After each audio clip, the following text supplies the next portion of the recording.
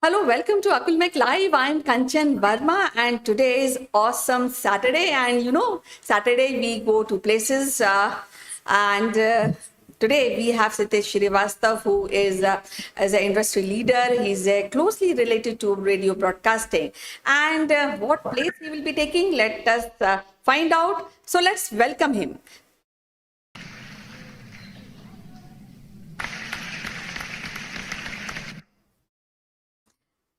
Welcome to the show, Sitesh. How are you doing today?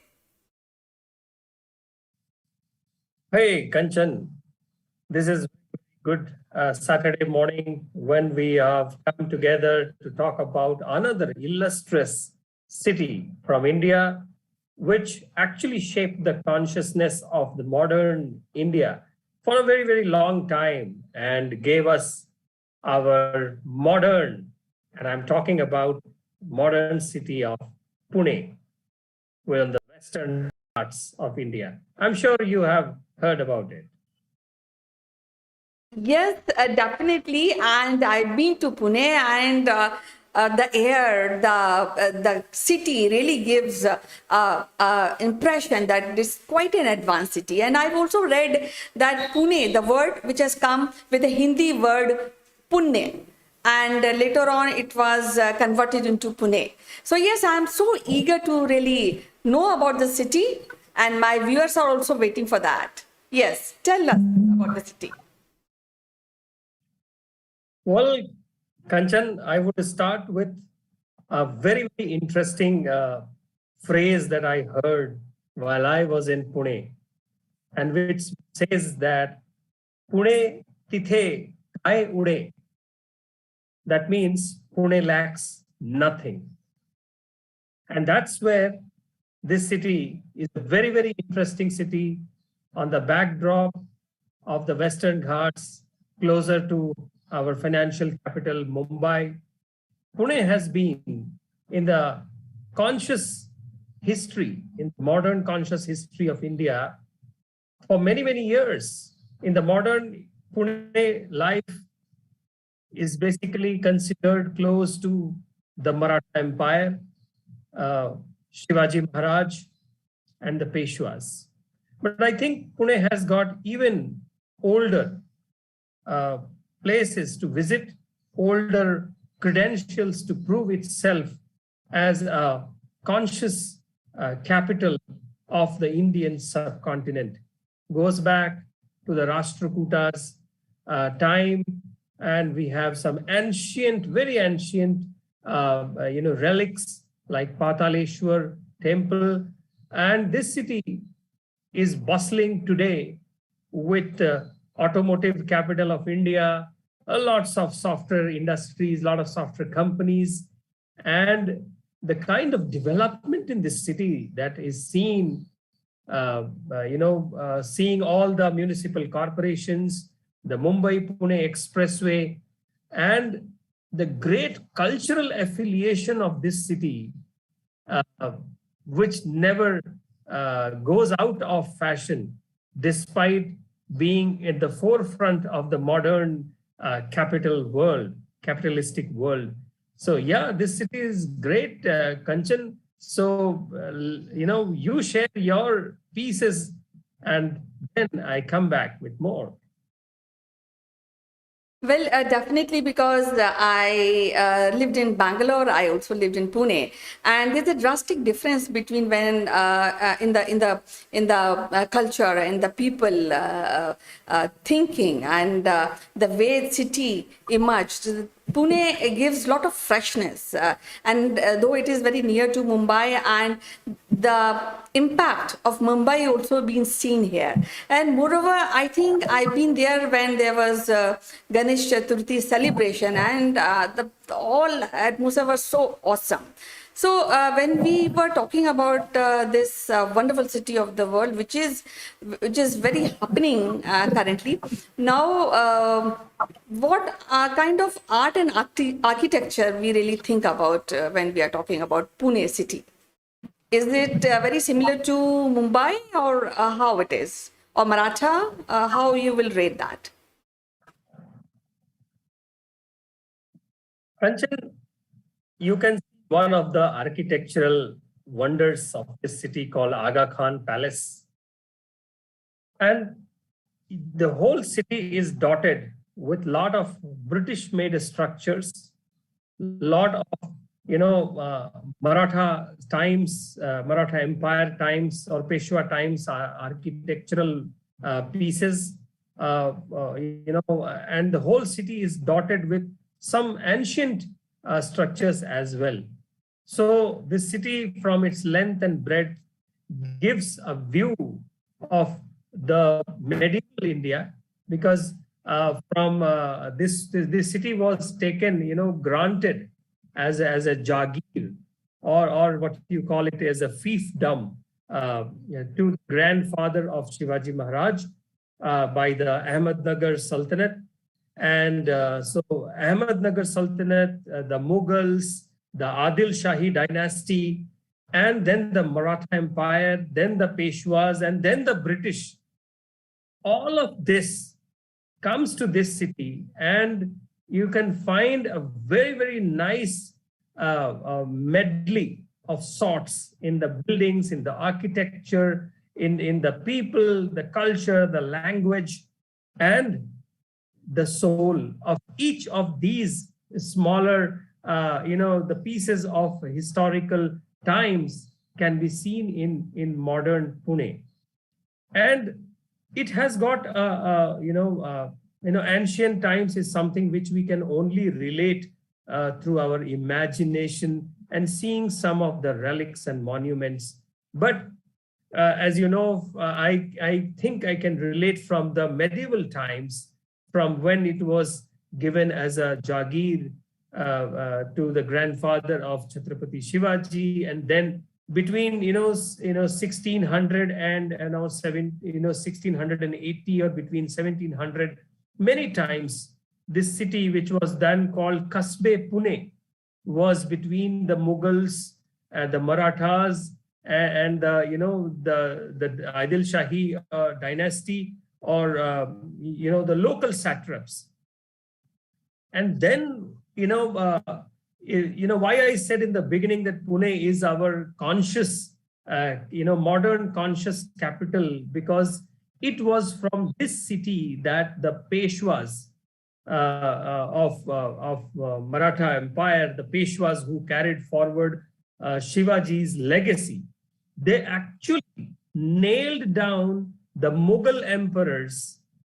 And actually there was a time for, I think, 2 to 3 decades where it felt that the Mughal emperor has been nailed, finished completely by the Marathas, the Bajirao, and the different Peshwas, and different military leaders of that time. So if I think if the British would not have been in picture at that point of time, probably the Maratha Empire would have seen a new Indian subcontinent. It is up to 1818 when the Marathas were very, very powerful across the Indian subcontinent. And the Mughal emperors of those days used to pay the taxes to be protected. So Marathas were the protectorate of the Indian subcontinent. So the legacy, the strength that is there in that history needs to be told, revived, and talked about in the popular mainstream media. Okay, and I think there is enough has been written or talked about it in the Marathi media, Marathi literature, but I think that it is less showcased or written or promoted in the English language or in the Hindi, the popular language of the country. So yeah, Kanchan, Pune is a place where you stand and you think historically important, militarily important. Our National Defense Academy is there, NDA, and it is also culturally very, very active. The kind of activists it has seen, and in the Indian independence movement, its contribution towards that.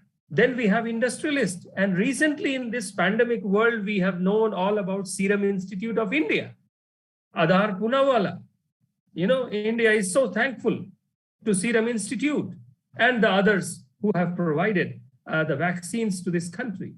So you see, Pune it cannot be framed into just one or two angles and perceptions. It is steep, deep into the history, the geography, the demographics, the politics, and military strength at the same time. Half of the international students who study in India, they study in Pune. Great, isn't it? Definitely, and personally, I feel when I talk about Pune, it is like a very cute, very progressive city. Now, you had been talking about there's so much of people who have developed this city over the period of time. So let us talk about the demography of this city and how it has done an impact on the modern India.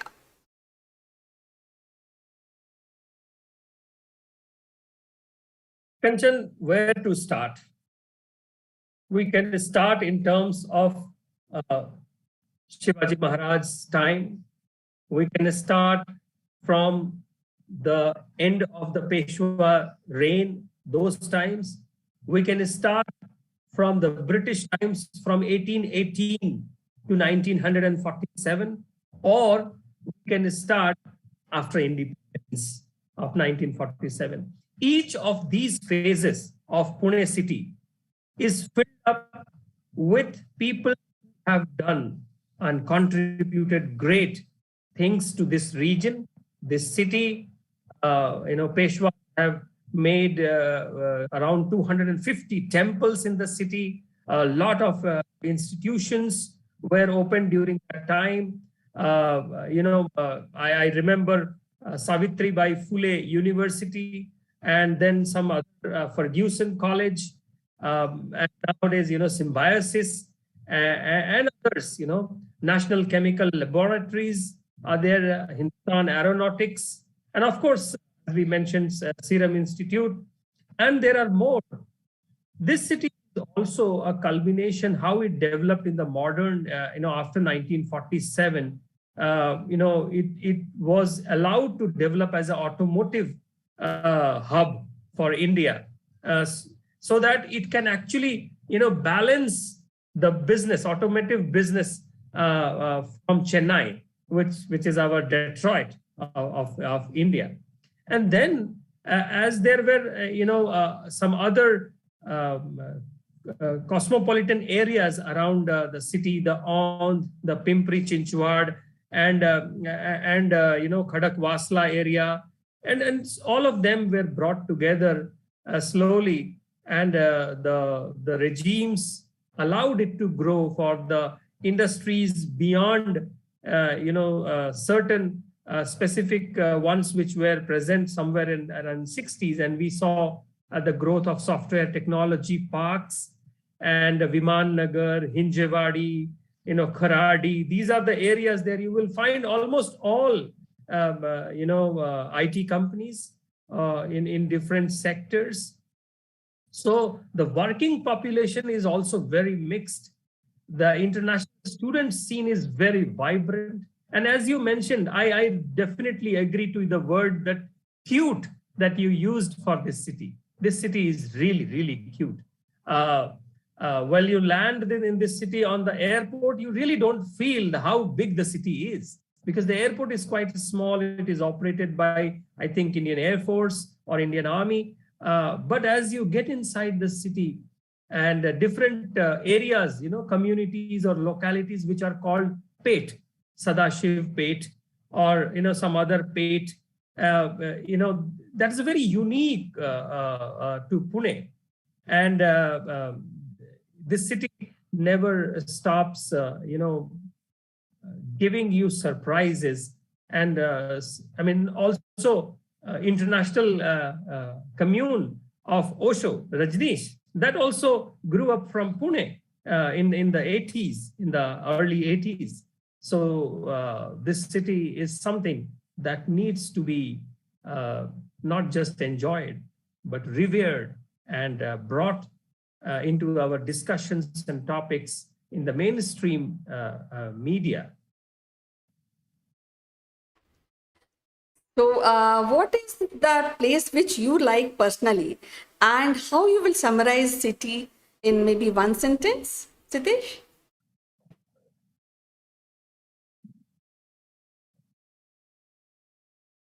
IT hub of India and Pune's contribution in the Indian independence, and the areas that I really like to see and I want people to go and visit, and not just visit, stand there and think, are the places like Dagdu Shet Halwai Ganpati Temple, uh, Pune Okayama Friendship Garden, Shanivar Vada, or chilling at Cafe Pash, Lohgad Fort, Shivneri Fort, where Shivaji was born, and Aga Khan Palace. Walk through the Pune Kasbah, having a relishing, typical Marathi meal, but an Iranian coffee at various Iranian coffee joints. And this city never leaves you surprised how it mixes and blends the old with the new, and keeps on ongoing in a modern world, with the youth, with the education, and with its it has got very interesting set of people, the special people, from social reformers, like I mentioned, Savitri Bai Phule, or Jyotiba Phule. And we have in Indian independence struggle, Mahatma Gandhi and Kasturba, they were jailed in the Yerwada prison, and they were prisoned in Aga Khan Palace. In fact, Mahatma Gandhi's ashes are still there in the Aga Khan's palace for the people to visit and pay their respects. From an industrialist point of view, we know Rahul Bajaj, and we know Cyrus Poonawalla and Anu Aga and Baba Kalyani, and many more from there. Similarly, in the music and dance, and we know from in the entertainment, lots of people. And how can I forget my favorite Pune Film and Television Institute, where I also ventured once, of just thinking that I will get back into this glitzy world of Bollywood. Yeah, so yeah, Pune is endless Pune. Well, today we have a guest, Sayyid Hussain, and he's appreciating. He said this place is the heritage place, and he's liking. So, any comments you want to tell him, that any extra you want to tell him, how this place is affected you and when you stayed there? Feel the place. Feel the place standing in front of this building, which is behind me. It's the place where Shivaji spent his childhood with his mother. Stand there, breathe the air of the Pune, and feel a small place, which today is such a bustling, industrial city, modern city, how it can change the consciousness of a whole subcontinent. Must feel the Pune culture. Well, it is, as usual, it is so wonderful to talk about the city and know there are few things which will be appreciated by the viewers and they like it. I also really get knowledge about so many places which you have discussed. So we'll be meeting again with other city. Till then, bye-bye and you take care. Thank you, Kanchan. Pune lacks nothing.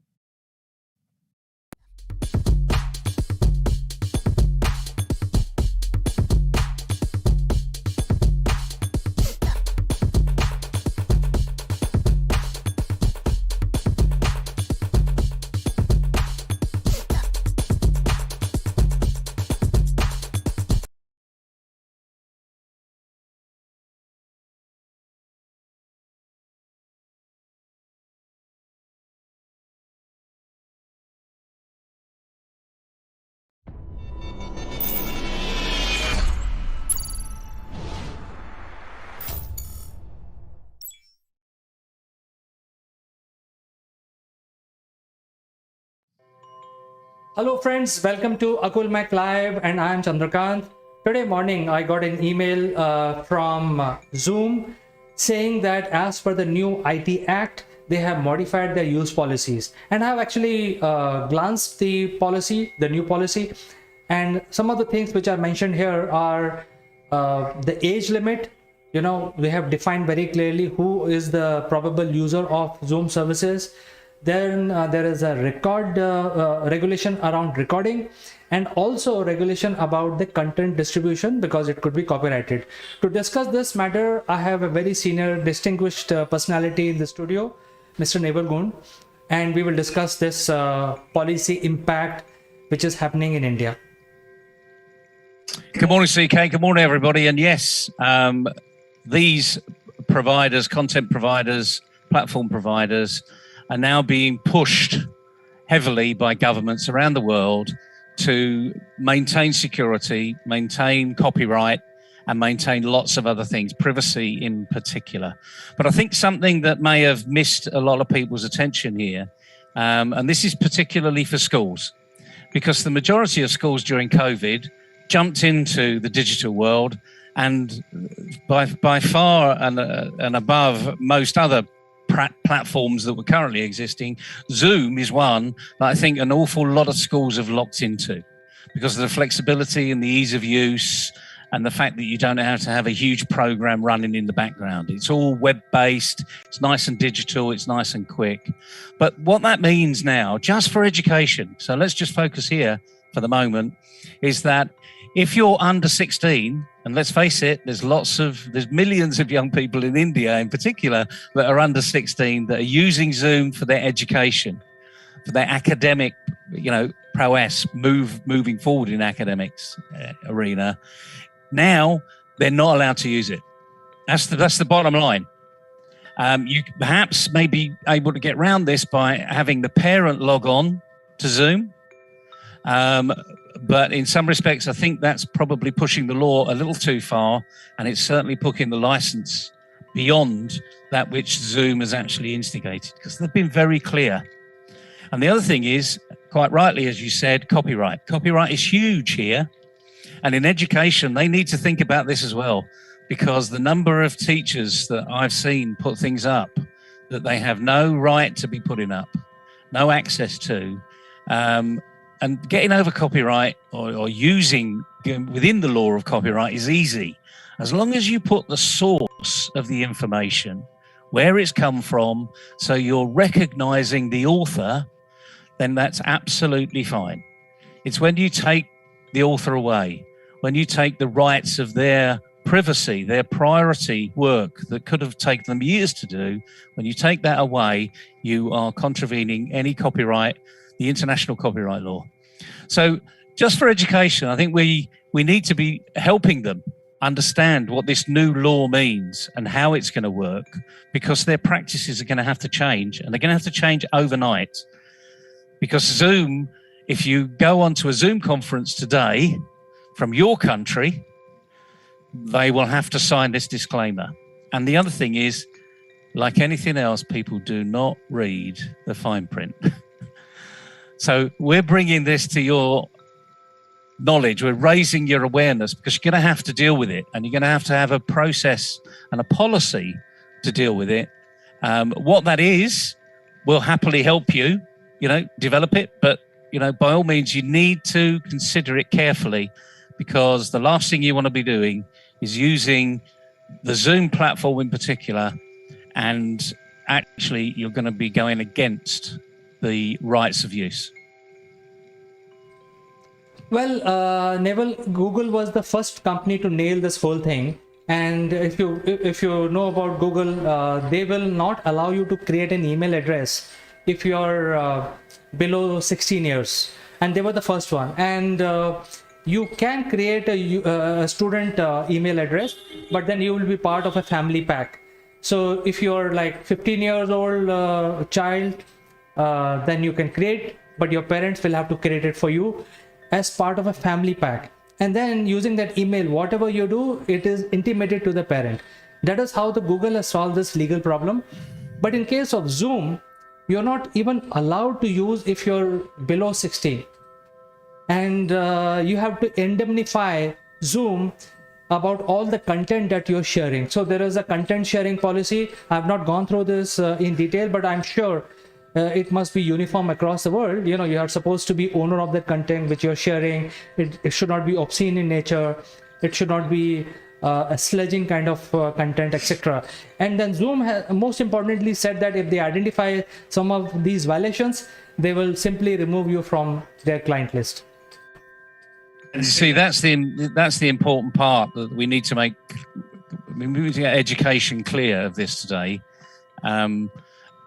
This, in many respects, is the first that's actually said you can't use a video machine, a video content machine, a platform, or anything like that if you've got under 16-year-olds. They haven't even included a family pack by the words I've written. Now, that may be, something that Zoom need to address as well. So if Zoom's listening to this, then please address it, because there are so many thousands of pupils and schools that are relying upon Zoom as that, content director, as that communication tool, and they're utilizing the Zoom platform, however well they can do it. And, our thoughts today are, get the teachers, get the head teachers involved in just exactly what's happening. Just look at what's happening, see how it's going to affect you. Obviously, for any of your children over 16, don't have a problem. But there's millions of young people, not just in India, but across the world, that are tuning in to teachers giving lessons over Zoom. We just have to be really careful now. And being aware means you can do something about it. Well, the second thing here is, Naval, is that if you are recording, say for example in school arena, if you're recording a class session, then you're not allowed to do that unless you have taken permission from the other side. So if the schools are recording some 30-40 students joining the session, and if they're recording it for improving the quality, they are not allowed to do that using Zoom platform. So they have to use some other platform. I don't know what that platform would be, but at least using Zoom, they have to take permission from each and every student, and it's like an opt-in service. Well, like anything else, there's always got to be a first mover. As you quite rightly said, Google did this some time ago just on email addresses. They were smart. They created a family pack. So what that meant was that there was a discussion in the family, which is really good news. People that want to get around that can still get around it. They can ask their uncle to do it because their mum and dad won't, or something. But my point is, at least they looked at what should be happening. Perhaps Zoom will go down this route as well. I hope they do, because there are far too many people involved in the education arena alone. I'm not touching the business arena for the moment, because most businesses actually are over 16. So this is where maybe Zoom's thoughts have been.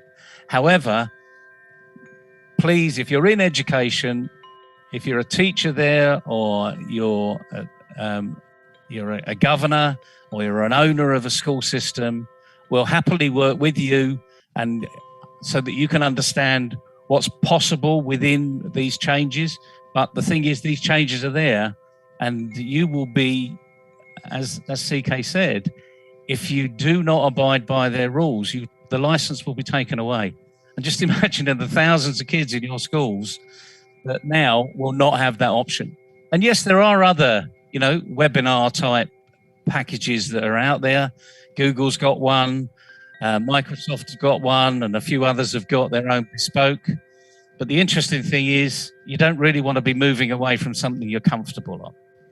So the message today is quite simple. The rules have changed. Please listen to what those rules are. We've just literally scratched the surface on these changes, but these are the three important ones, and you need to be aware of what's happening and make sure that your school or your school district or any parent now needs to be aware of this. And the last thing you want is to slow down education, which we had during COVID. That's the biggest issue. And that's what will happen here if we do not act. So it's a tough subject, I'm afraid. It's a bit of tough love for people that are out there, but the rules do change. You just have to be aware of them.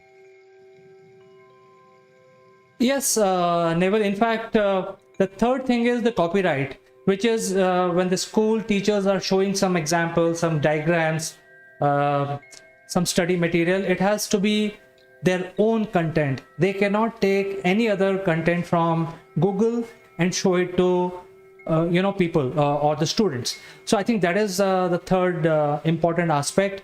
And because these things, I read it and I have written to principal of my school of my kids saying that what are they going to do now, because they are heavily using Zoom for everything, freely. It's a free tool, just use it, that kind of thing was happening. What they are going to do now is the question mark.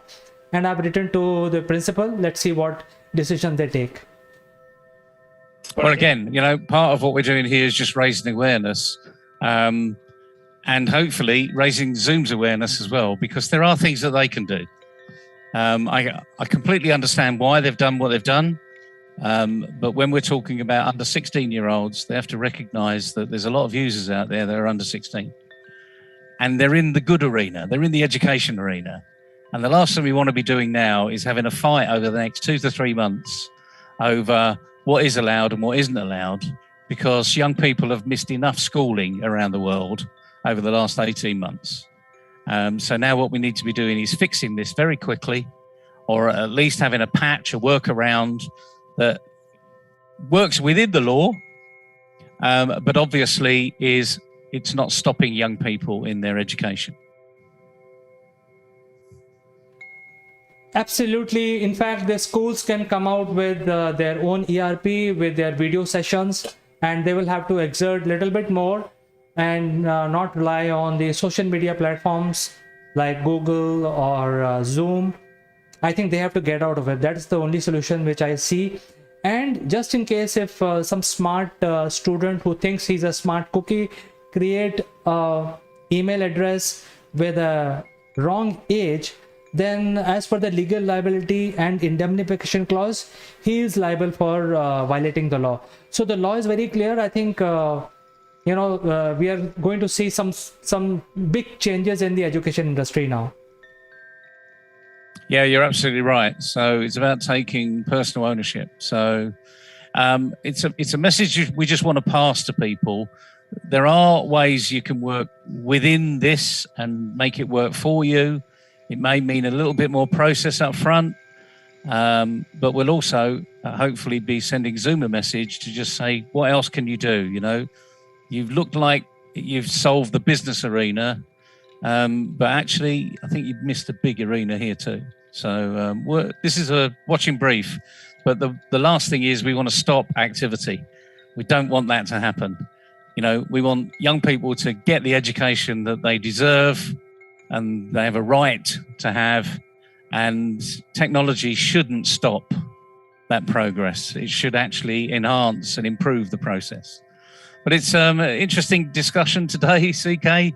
I hope the education arena is listening. It's not just India. This is going to be a global phenomena because India may be one of the first that are out there, but believe you me, Zoom are going to be doing this across the globe. So whether you're in education in any other of the continents, you need to be addressing this now.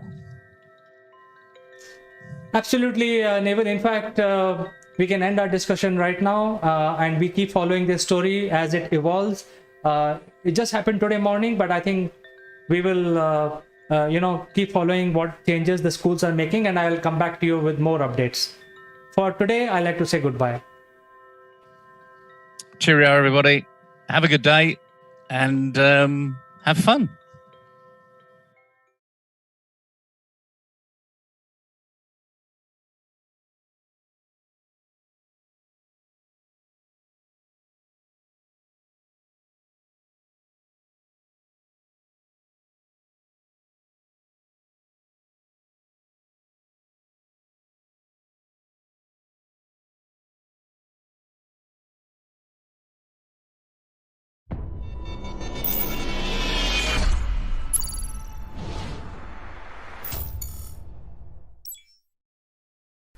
Hello friends, this is Chandrakant from Akulmach Technologies and welcome to Legal Matters.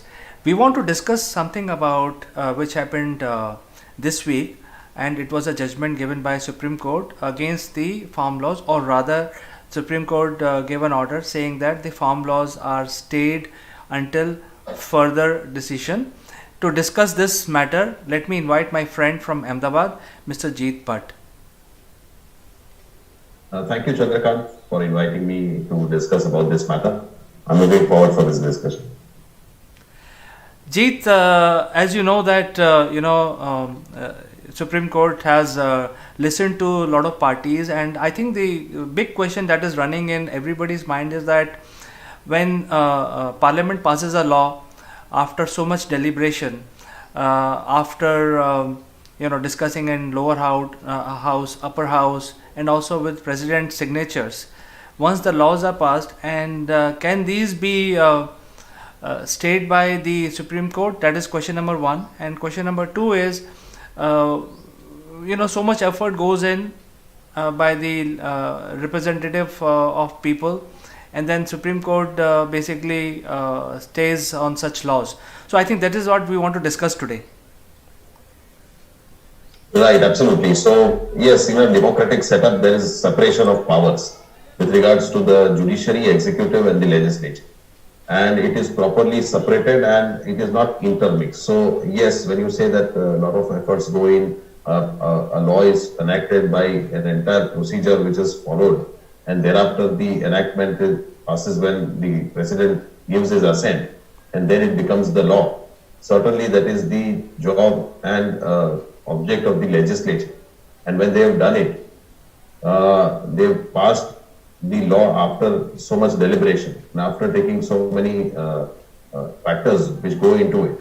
And also the fact that these farm laws which have been passed were to liberalize the farm sector. And that was done, which was required, which was suggested by several committees, which was recommended by a lot of expert bodies. And it would liberalize the farm sector, which is necessary, in my opinion, as well. And also the International Monetary Fund giving out a statement saying that these farm laws are beneficial for the future of this country. And certainly we have seen the effect of market economy now that India is, and the effect and the growth that we have seen in last around 20 years. Certainly market economy is the way ahead, and every sector gradually should be brought into this market forces of the market. But with regards to the protests that are going on, certainly whenever a new change comes in, there will be protests from some quarters of this country, and the best way to deal with it is to give time to these new laws, because we've seen since 1991, since we opened up our economy, there have been protests going on since that time when the market was liberalized. But gradually now, all those people who had been protesting are also aware of the benefits of this liberalization policies.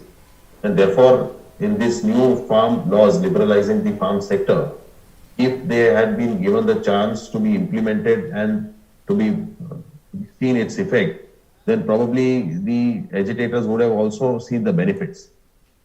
But unfortunately, the Supreme Court has stayed the implementation of these three farm acts which were passed in 2020.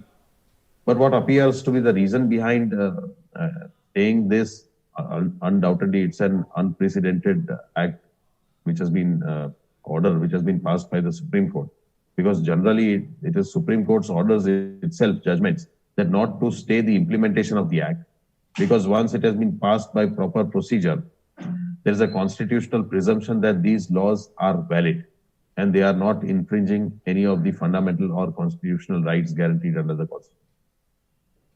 But the factors what weighed in before the Supreme Court by passing this unprecedented order has been recorded in its order dated 12th of January. And what it says is that there were three categories of petitions which came up before the Supreme Court. The first category of petition was challenging the validity of these three farm acts by the agitators and unions of farmers.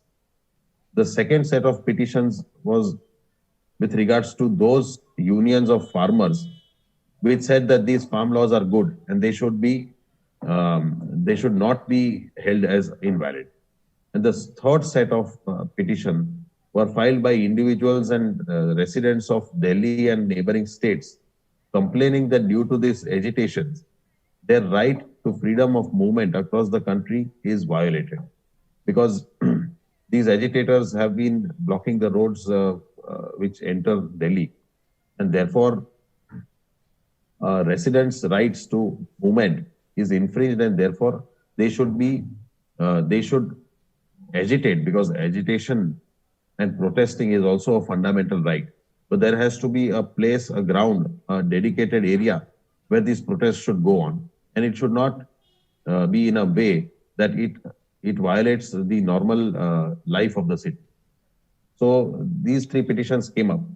The Supreme Court also observed that the agitators have been agitating and protesting in a peaceful manner.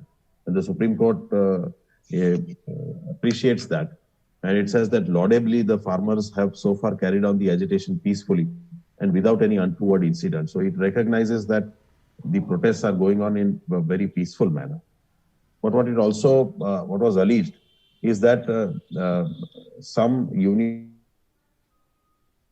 and some members are planning an tractor rally on 26th of January to disrupt the Republic Day function in Delhi, to which also some unions and their lawyers denied, saying that we would never do it because every family, one member from Punjab or Haryana is in army.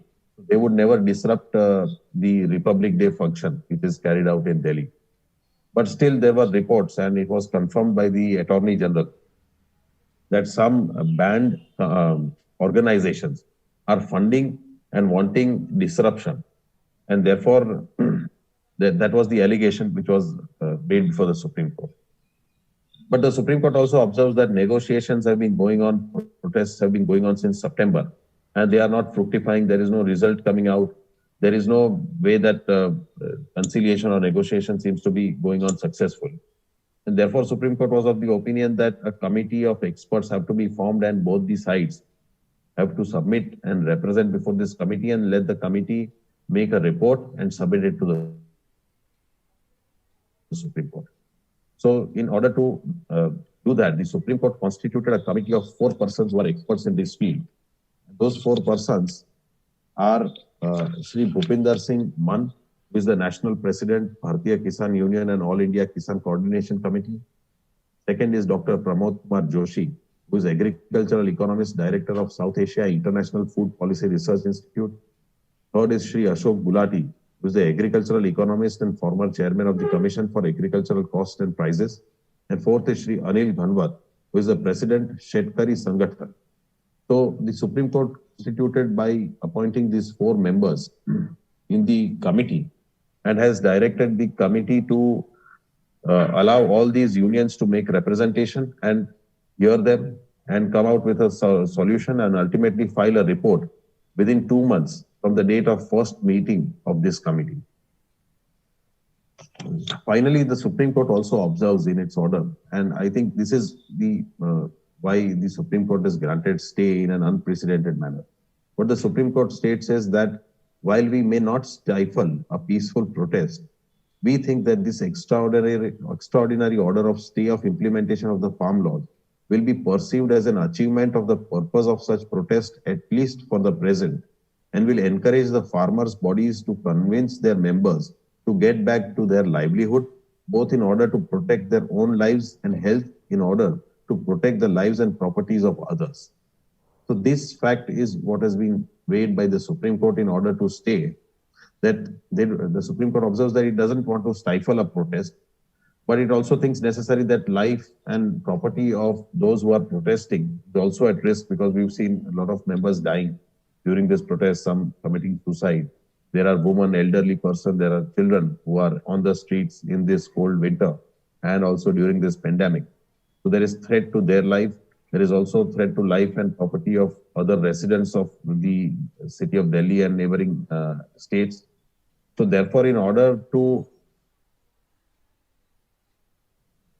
convince the members who are protesting, the Supreme Court has given a stay so that they have some confidence in the Apex Court as well as in this committee which has been constituted by the Apex. And therefore, to gain their confidence, the Supreme Court has granted this stay. But undoubtedly, it's an unprecedented order, not seen before. and the Supreme Court normally doesn't grant stay.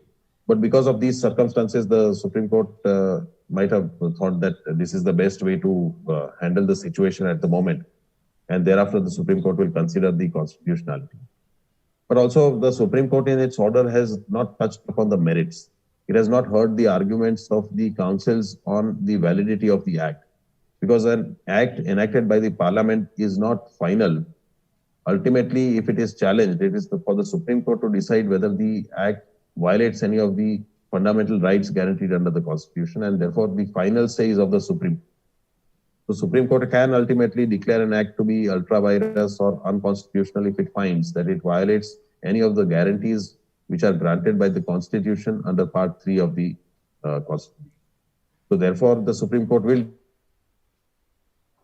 decide, but Supreme Court normally doesn't grant stay of these acts which are challenged, and therefore this is unprecedented. But it seems that these are the reasons what wait before the Supreme Court while passing this order staying the implementation.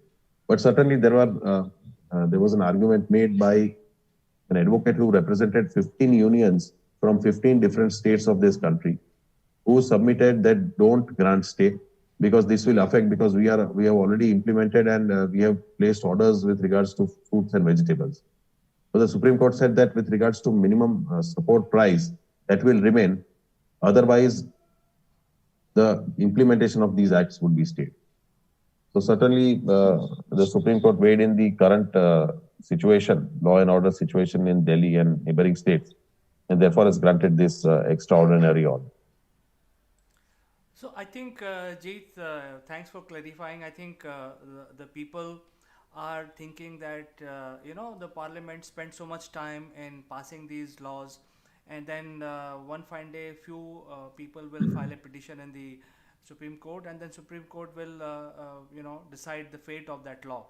So I think that is one thing that you have clarified very nicely, where you have said that very clearly that the Supreme Court is the ultimate custodian of any legal matter.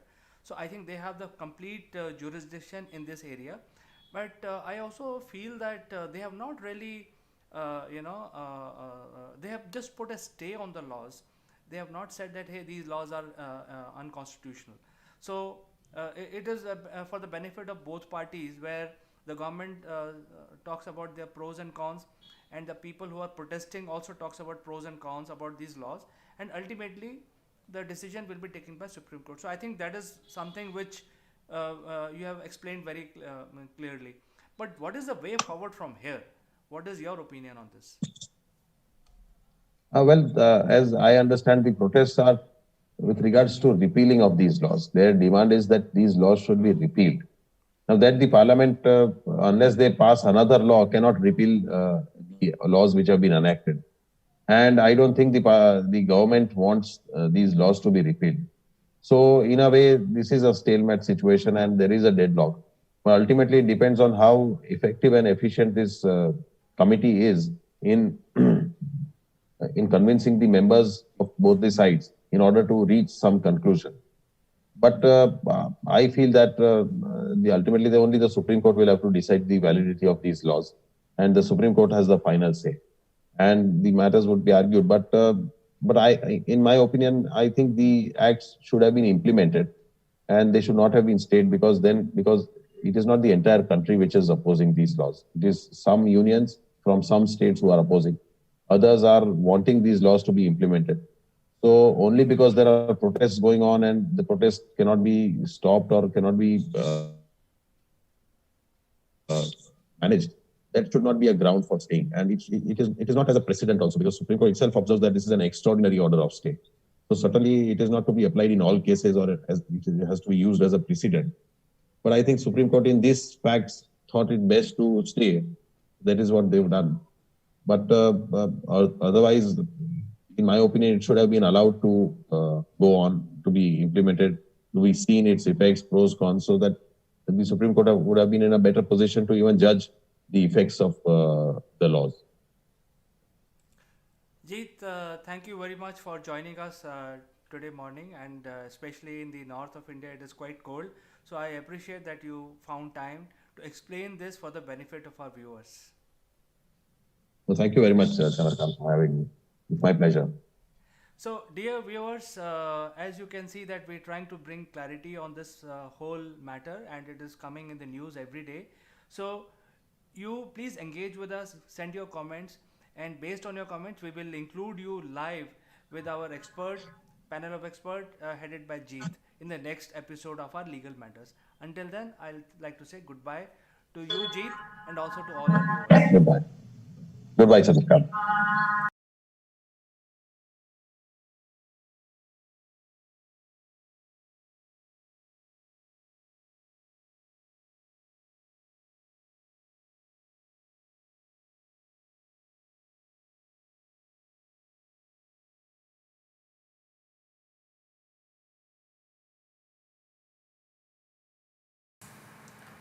Hello friends, this is Chandra from Akulmach Technologies, and as you all know that we have a platform which is helping a lot of companies worldwide for their lead generation and branding activities. The platform is called Topbrass, and in order to enhance the offering on this platform, we have started a new video initiative called Likeable Leaders. Under this initiative, we interview the popular CEOs or the budding CEOs who have been successful in their own way, and they've got a lot of experience, who would like to create an inspirational story around themselves and inspire their own team as well as their industry colleagues. So the Likeable Leader section of Topbrass gives an opportunity. In this section, we will ask certain questions which will help you establish yourself. You can share your stories of success, of failure, how you basically overcome any bad feelings if you have. How do you discipline your life? How do you bring focus to your own activities? What sort of books you read? How do you motivate your team? And there could be any other thing that you would like to share about yourself. And this is something which is very good for all the CEOs to start with, to start sharing their ideas and reaching out to their own team as well as their peers in the industry. So I personally like to talk to you and look forward to this opportunity. Thank you. Bye-bye.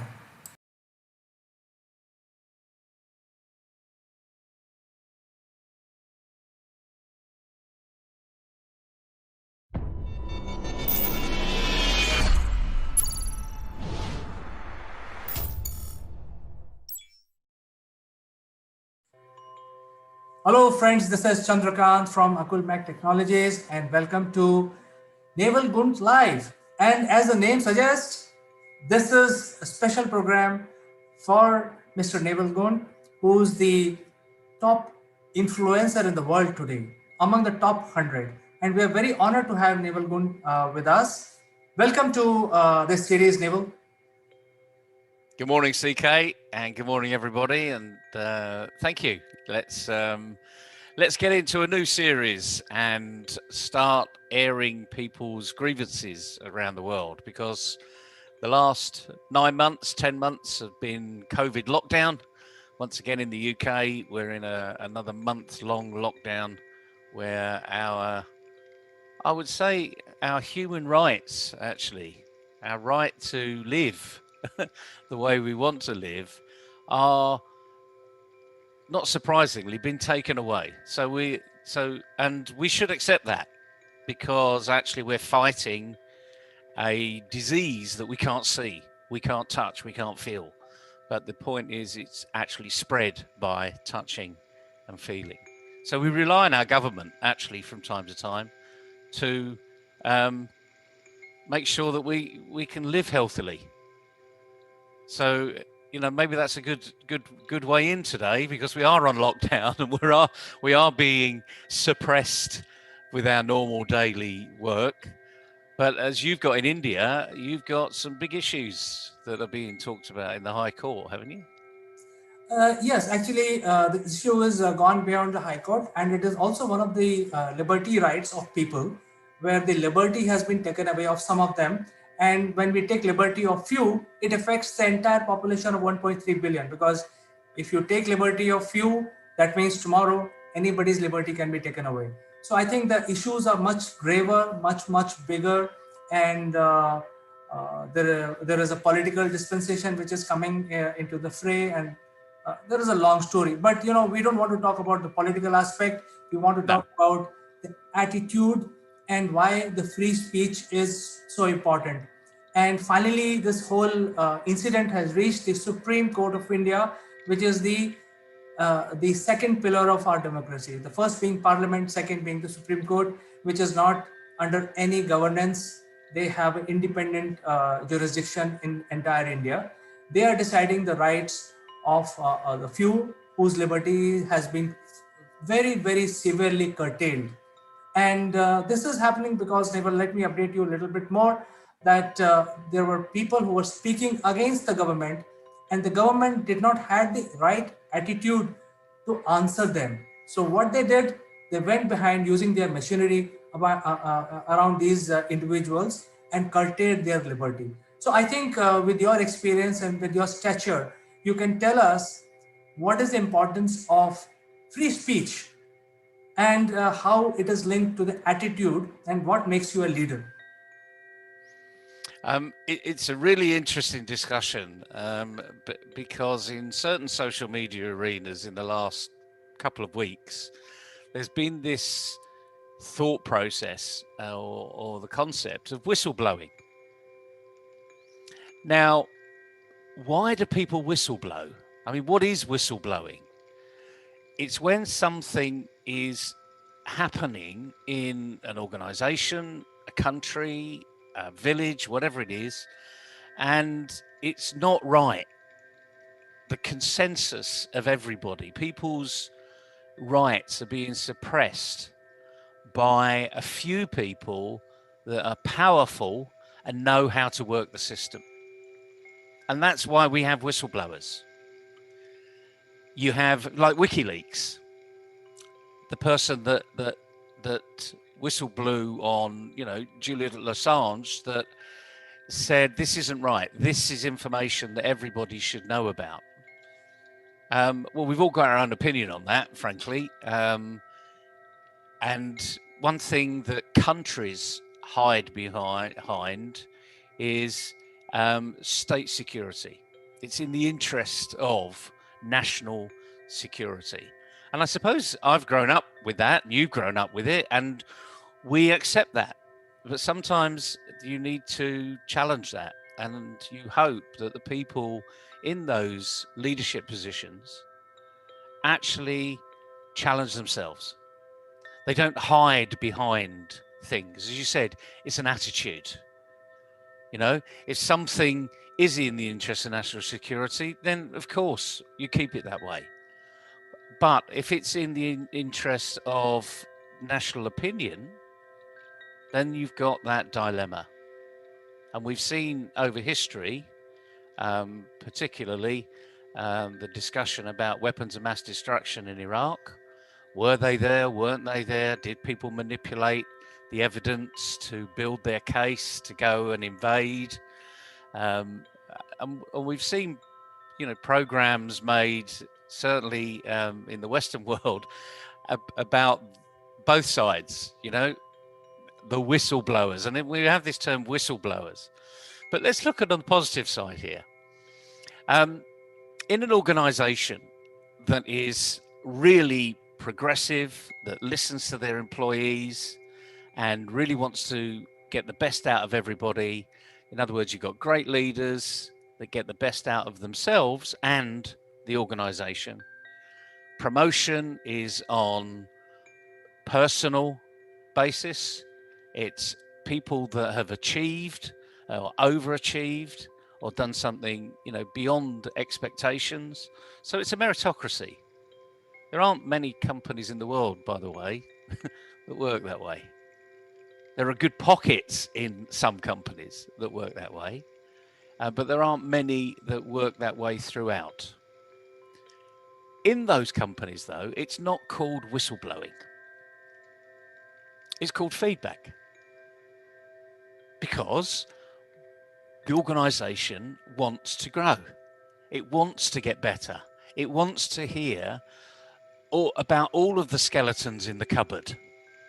You know, let's air them once and for all and move forward. You can't forget them, but you can forgive them.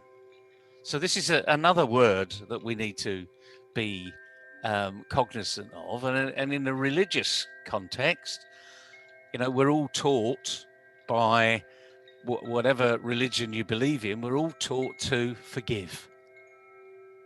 Forgive and move on. But how many people do? And this is the whole concept, really, of people that can't not say something because they believe, and this is about beliefs now, they believe everybody should know. And it's that fine line between should everybody know, or have you been put in a privileged position whereby all you're going to do is create mass panic by letting people know, whistleblowing on what you know. And the last thing any government, any organization wants is panic. You know, not just panic in the organization, but, you know, there's a run on the shares. You know, we've had in the past where companies' information have been leaked to the press, you know, prior to a big announcement, and the share price spikes and people make huge profits, or the share price dips and people still make huge profits.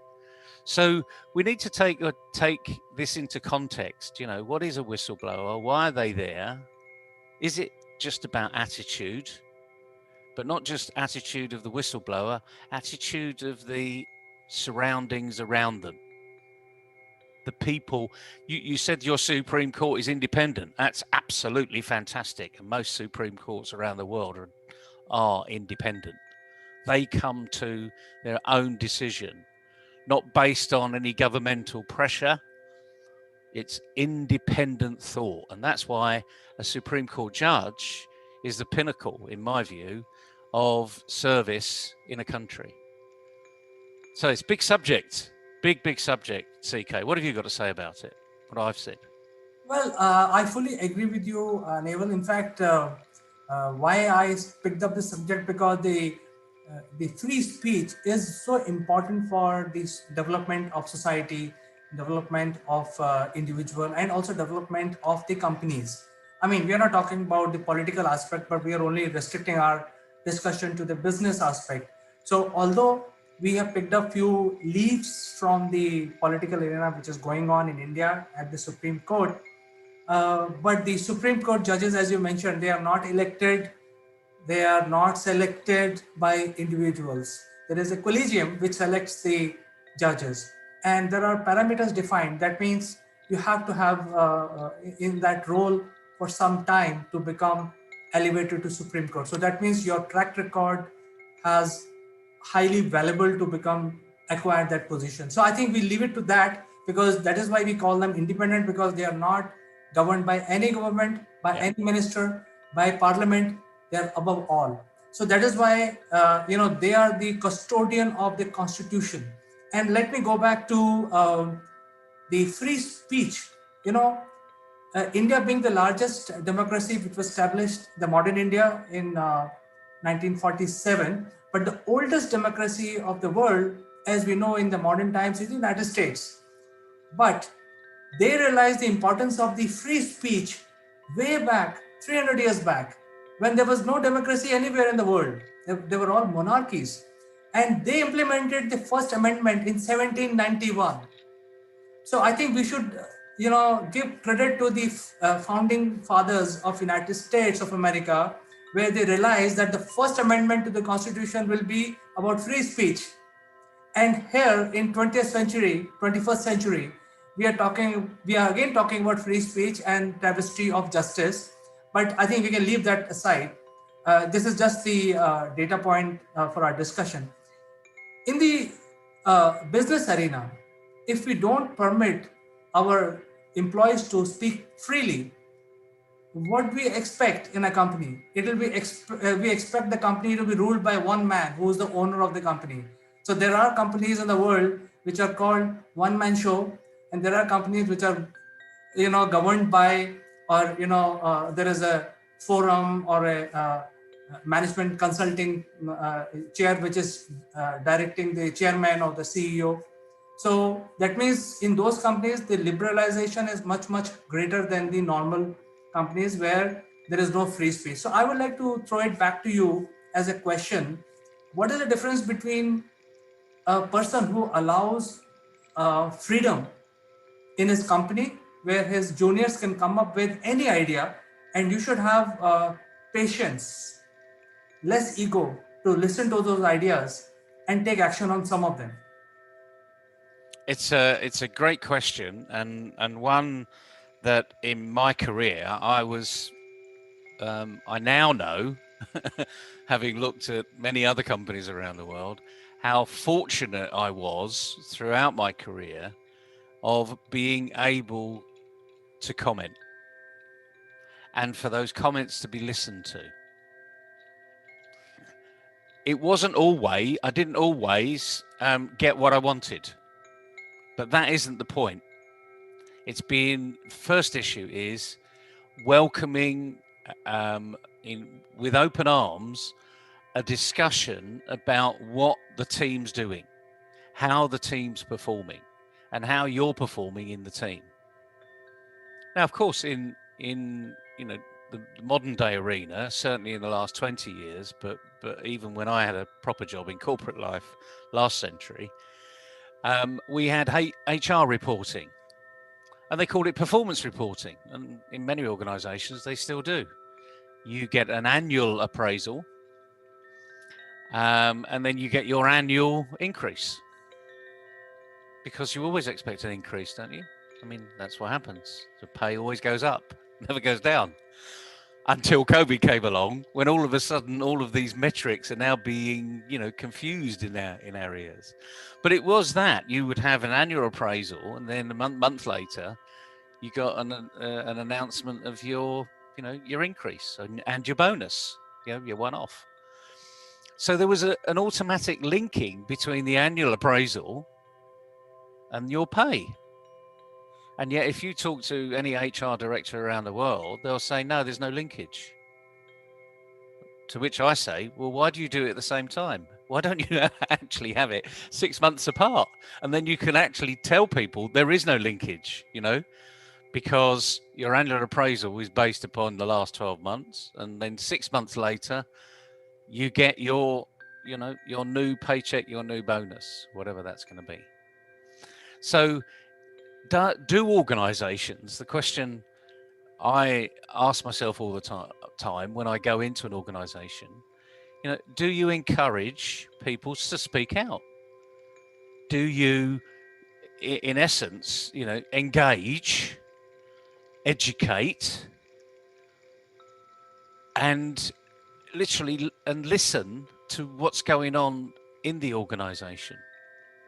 Because if you don't, there's this classic phrase in leadership terms: do leaders walk the talk? And that's what it comes down to. It comes down to leadership.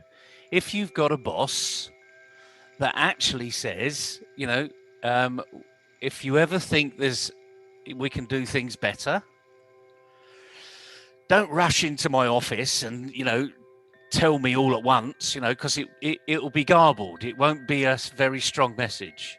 Make your case, and once a week, once a month, we'll have that discussion with the team. What that means is you're empowering your team to come up with new ideas, new ways of doing it that's going to be better for the team. Not just better for themselves, because if you make it too personal, people are only going to come in and say, me, me, me, me, me. You don't want to do that either. What you want to do is say, look, we work as a team. You all sort of know what each other does. You see how the jigsaw is made together.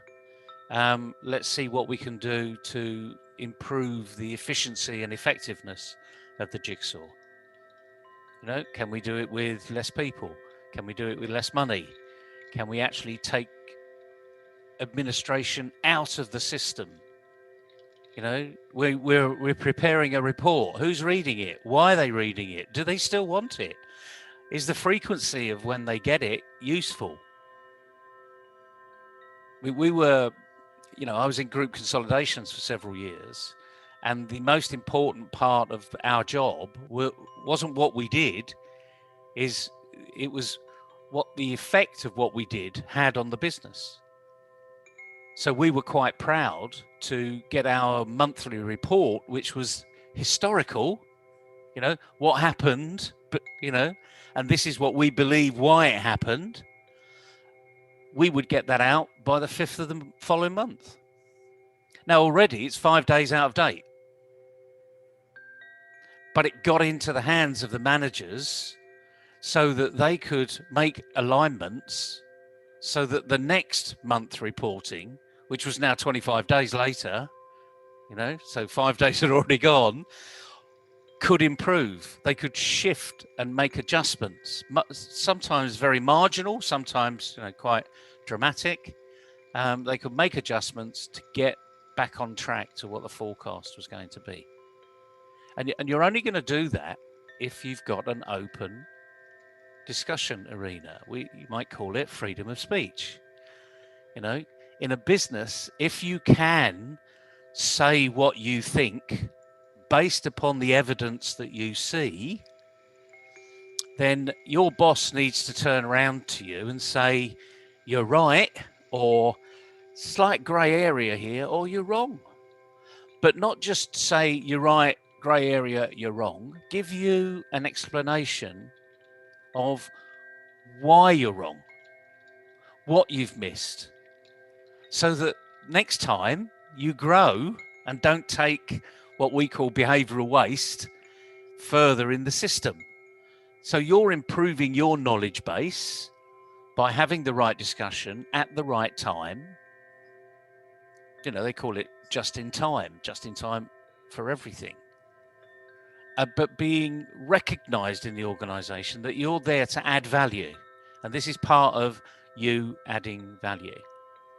And unless you entertain those discussions and in your own little department, walk the talk and encourage others to walk the talk and recognise, you know, we don't want to be having fires burn high every time. We want to try and make this department, this organisation run as smoothly as possible, and at the right time, which could be daily, it could be weekly, it could be monthly, whatever the right time is, we all come together and we look for improvement. And the other thing is, not only do we look for improvement, but we celebrate the successes we've had. It's a big subject, this, you know, and I'm interrupting you a little bit here because you want to say something. So go ahead, you know, freedom of speech. You go ahead. Yeah, well, I think you have given a very nice explanation of why the freedom of speech in a corporate or in a company is very important. But many times it also depends on the leadership, and many times, because even leadership is consisting of humans, uh, people like you and me, and they have certain egos, or I will choose a better word, complex, some sort of a complex in themselves. And because of that, the leadership don't recognize the importance of free speech. So what is your message to these leaders? Because obviously we want to improve the attitude of overall leadership team through this series. What is one message or a couple of messages you want to give to not have your personal complexes come in the way and stop the freedom of speech in your company? Great question. And the simple answer is look in the mirror to start with. You need to ask yourself a couple of questions. Do my team trust me? Am I supportive of them? Do they think that I'm a good boss? And this is where you need to be honest with yourself. And you can ask lots more questions, but start with the ones that are really simple but are really hard. You know, am I a good boss? What makes me think I'm a good boss? How do I know I'm a good boss? And the other thing is, we've all got a bias. There's been a lot of discussion in the last month or two about personal bias. You mentioned it, actually, with High Court judges. They're independent. There is no bias. They don't lean towards the government. They don't lean towards the people of the country. They should be biased towards protecting the Constitution, because a lot of effort went into developing that Constitution. And whilst it's challenged on a regular basis, if it's a robust Constitution, it never fails you. And that's the whole purpose of, or part of the purpose of the Supreme Court.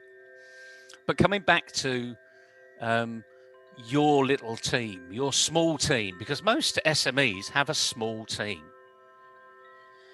How you do this is you recognize everyone has a bias, but what you want is it's service above self.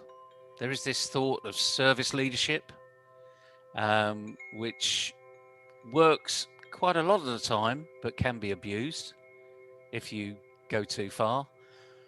But if you think about what's best for the organization, and you always do what's best for the organization, you will gain the respect of everybody, because they'll know who you are, and they'll know that they now need to be doing what's best for the organization, not what's best for them, not allow their egos to get there, you know, so they get the pay rise and their colleagues don't get the pay rise. This is about, there's no I in team, but there's me and my mate. And if you think of me and mate, they're all in team, but there's no I, if that makes sense. So we're working for other people, not bringing apples in and saying, oh, look how good I am, here's an apple for the teacher. That isn't working for other people. You know, celebrating success of other people, that's working with other people. These things have been written for years and years and years, and you've only got to pick up a good leadership book and you will find the answer to the simple question, do leaders make all the decisions? The answer is no. They only make decisions that they're entitled to make. Deval, let me share some experience that I had, my personal experience, having worked with few organizations, few corporates, few of them are global and few of them are small.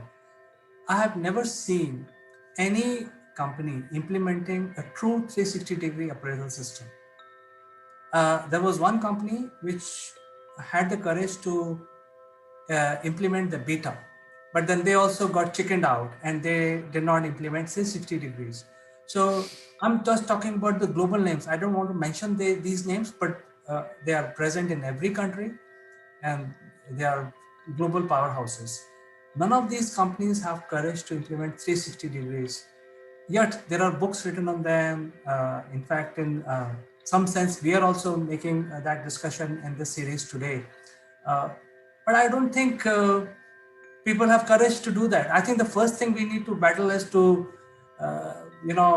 give them courage, because if you want to implement freedom of speech, the leadership team must have courage. So another C for you.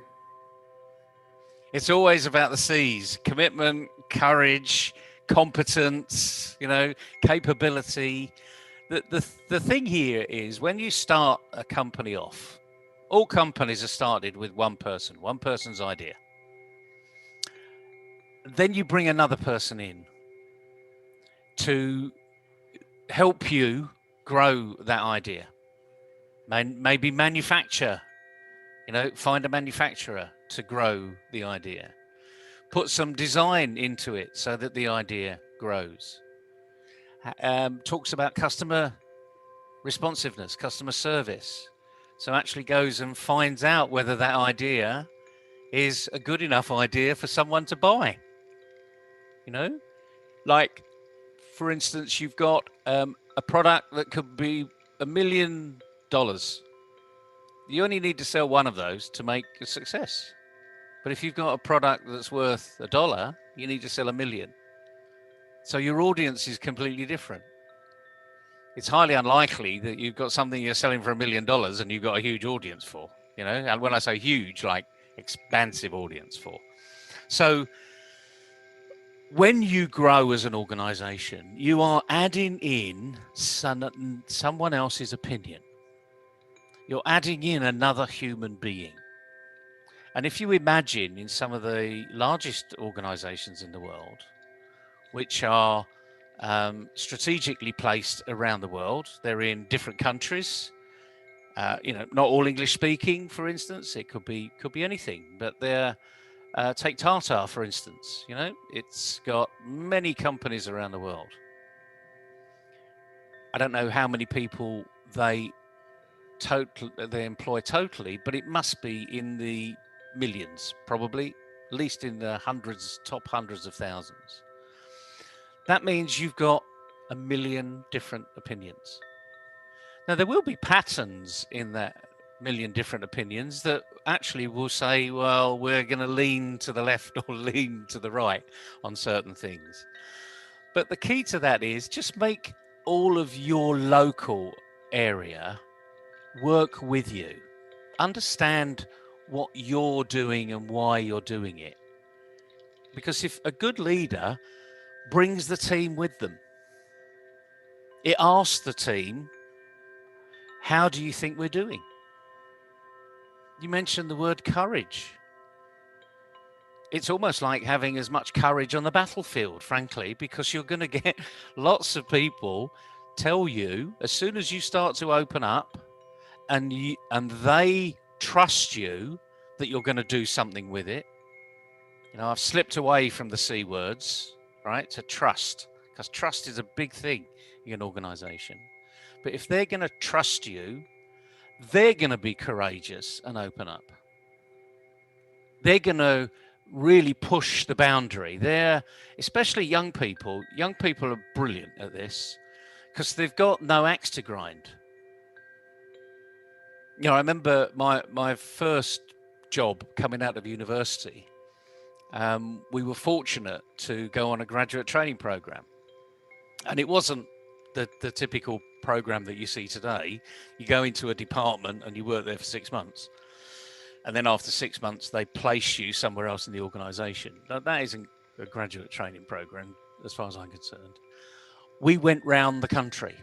We went to all of the manufacturing bases around the country, and we learned the difference in manufacture. We learned about people.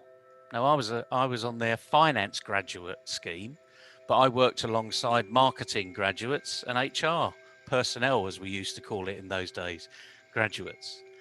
And we would work together as a team. And after each visit, we would do a short presentation to the management team. Now, believe you me, we did not pull any punches. And as we got further and further into the organization, so the first one was very raw. You know, we didn't know what they were doing was right or wrong or, you know, the best thing. You know, we just made a few comments. By the second and third, we already had 2 or 3 to relate to. So we could then say, well, this is what happens in this part of the organization. Why don't you do that? Because what you're doing seems to be a little long-winded. Now, they did this for a very good reason, because they wanted to spread best practice. And it was only about 18 months into my first job that I was told why the graduate program was designed the way it was. Because the senior management didn't want to tell the next level down how to do their job. But if it was coming from raw graduates that they could laugh at, actually,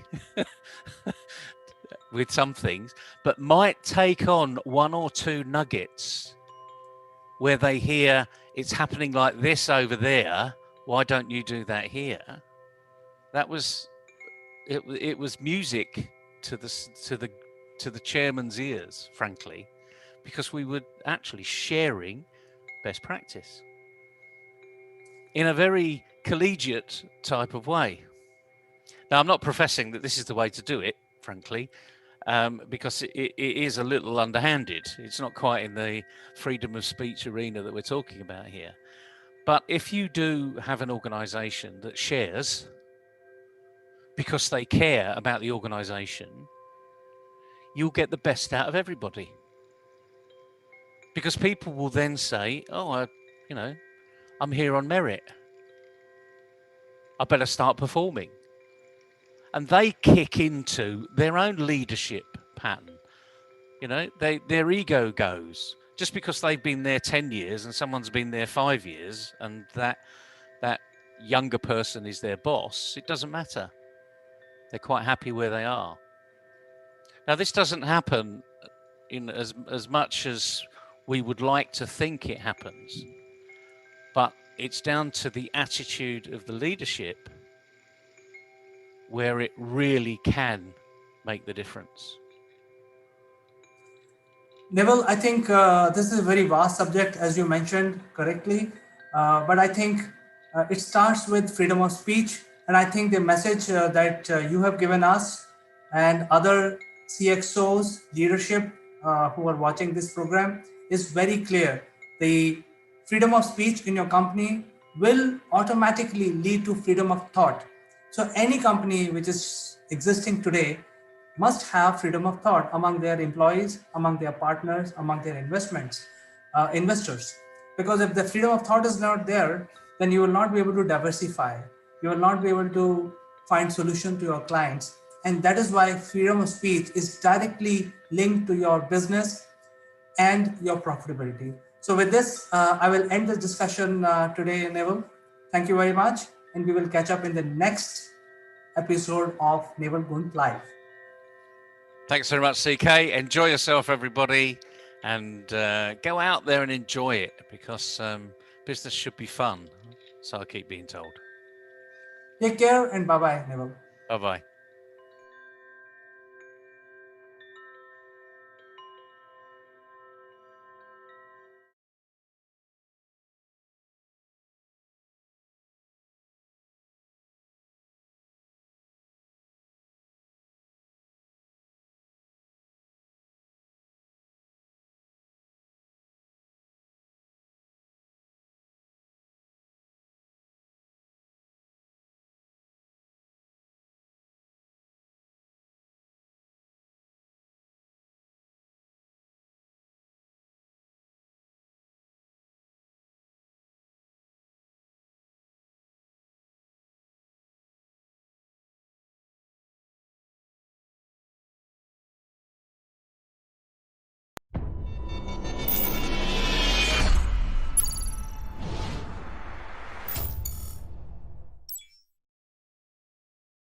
Hello friends, this is Akulmach Live and I am Chandrakant.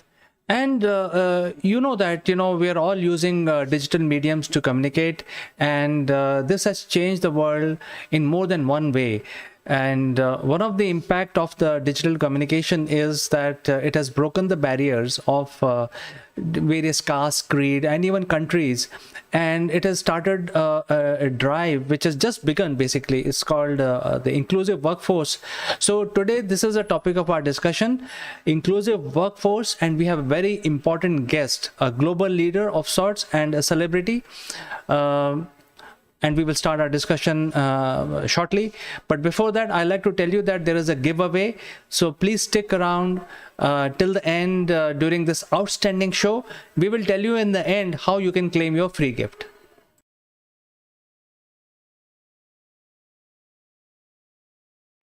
Hello friends, let's introduce our guest today.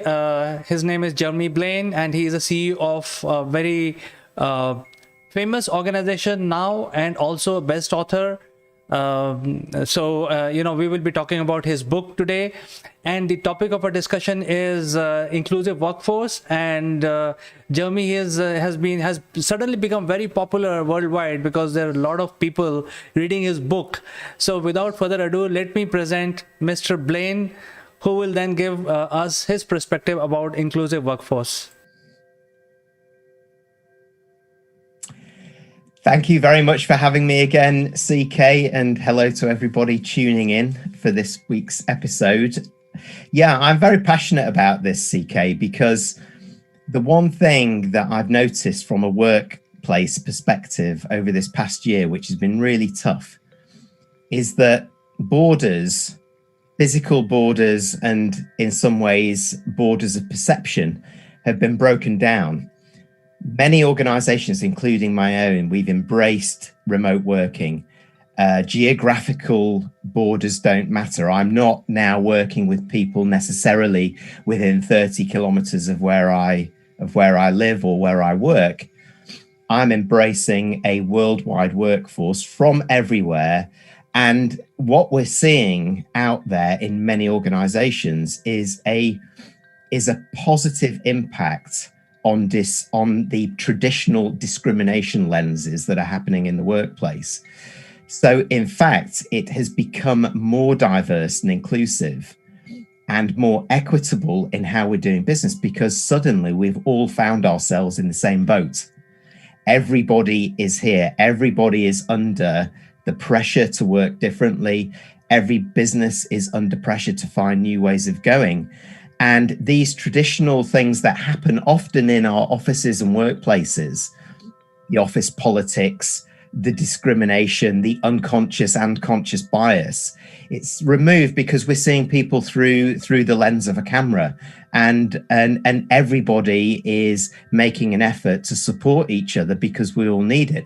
So what I'm hopeful of, if there is a hope to, as we emerge from COVID and move back into the new normal, my hope is that we take this forward with us and become a much more, not just diverse and inclusive workforce, but equitable, which is balancing an equal opportunity for many people. And as you rightly say, it's a theme actually that I talk about in my book, which is called The Inner CEO, Unleashing Leaders at All Levels. This is about the spirit of empowerment.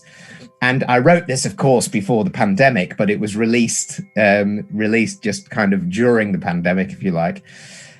And it's really quite interesting because I was arguing for this, and I was arguing that in a diverse, inclusive, and equitable environment, the spirit of empowerment can truly flourish.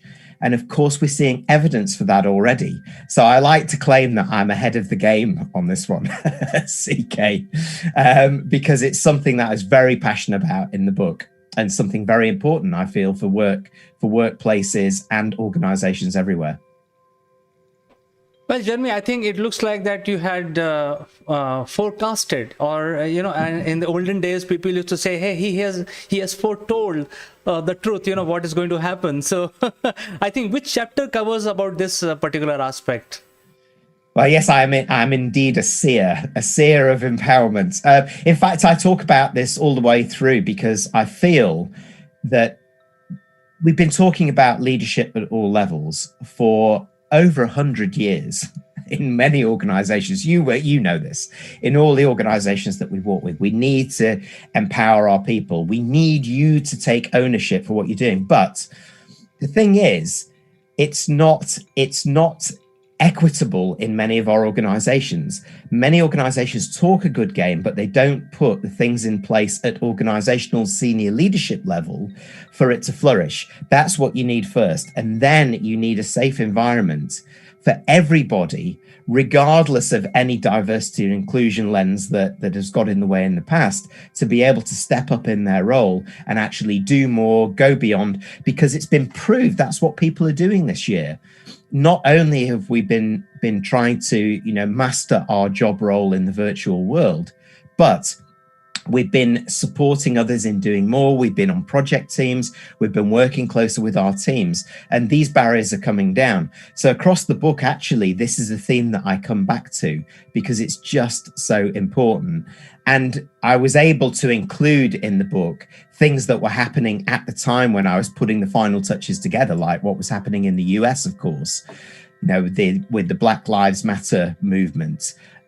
With the debate still on gender diversity. In fact, there's something that I refer to, which I think is really, really important. I don't know if you remember the film, which illustrates the point for me, Hidden Figures in 2016. It was based on the three African-American mathematicians, all female, who worked for NASA, who were doing the calculations about how to get to the moon and, the rockets and so on. And they made vital contributions to the US Space Agency. It was Dorothy Vaughan, Mary Jackson, and Catherine Goebel Johnson, I think. And they had structural bias to get through.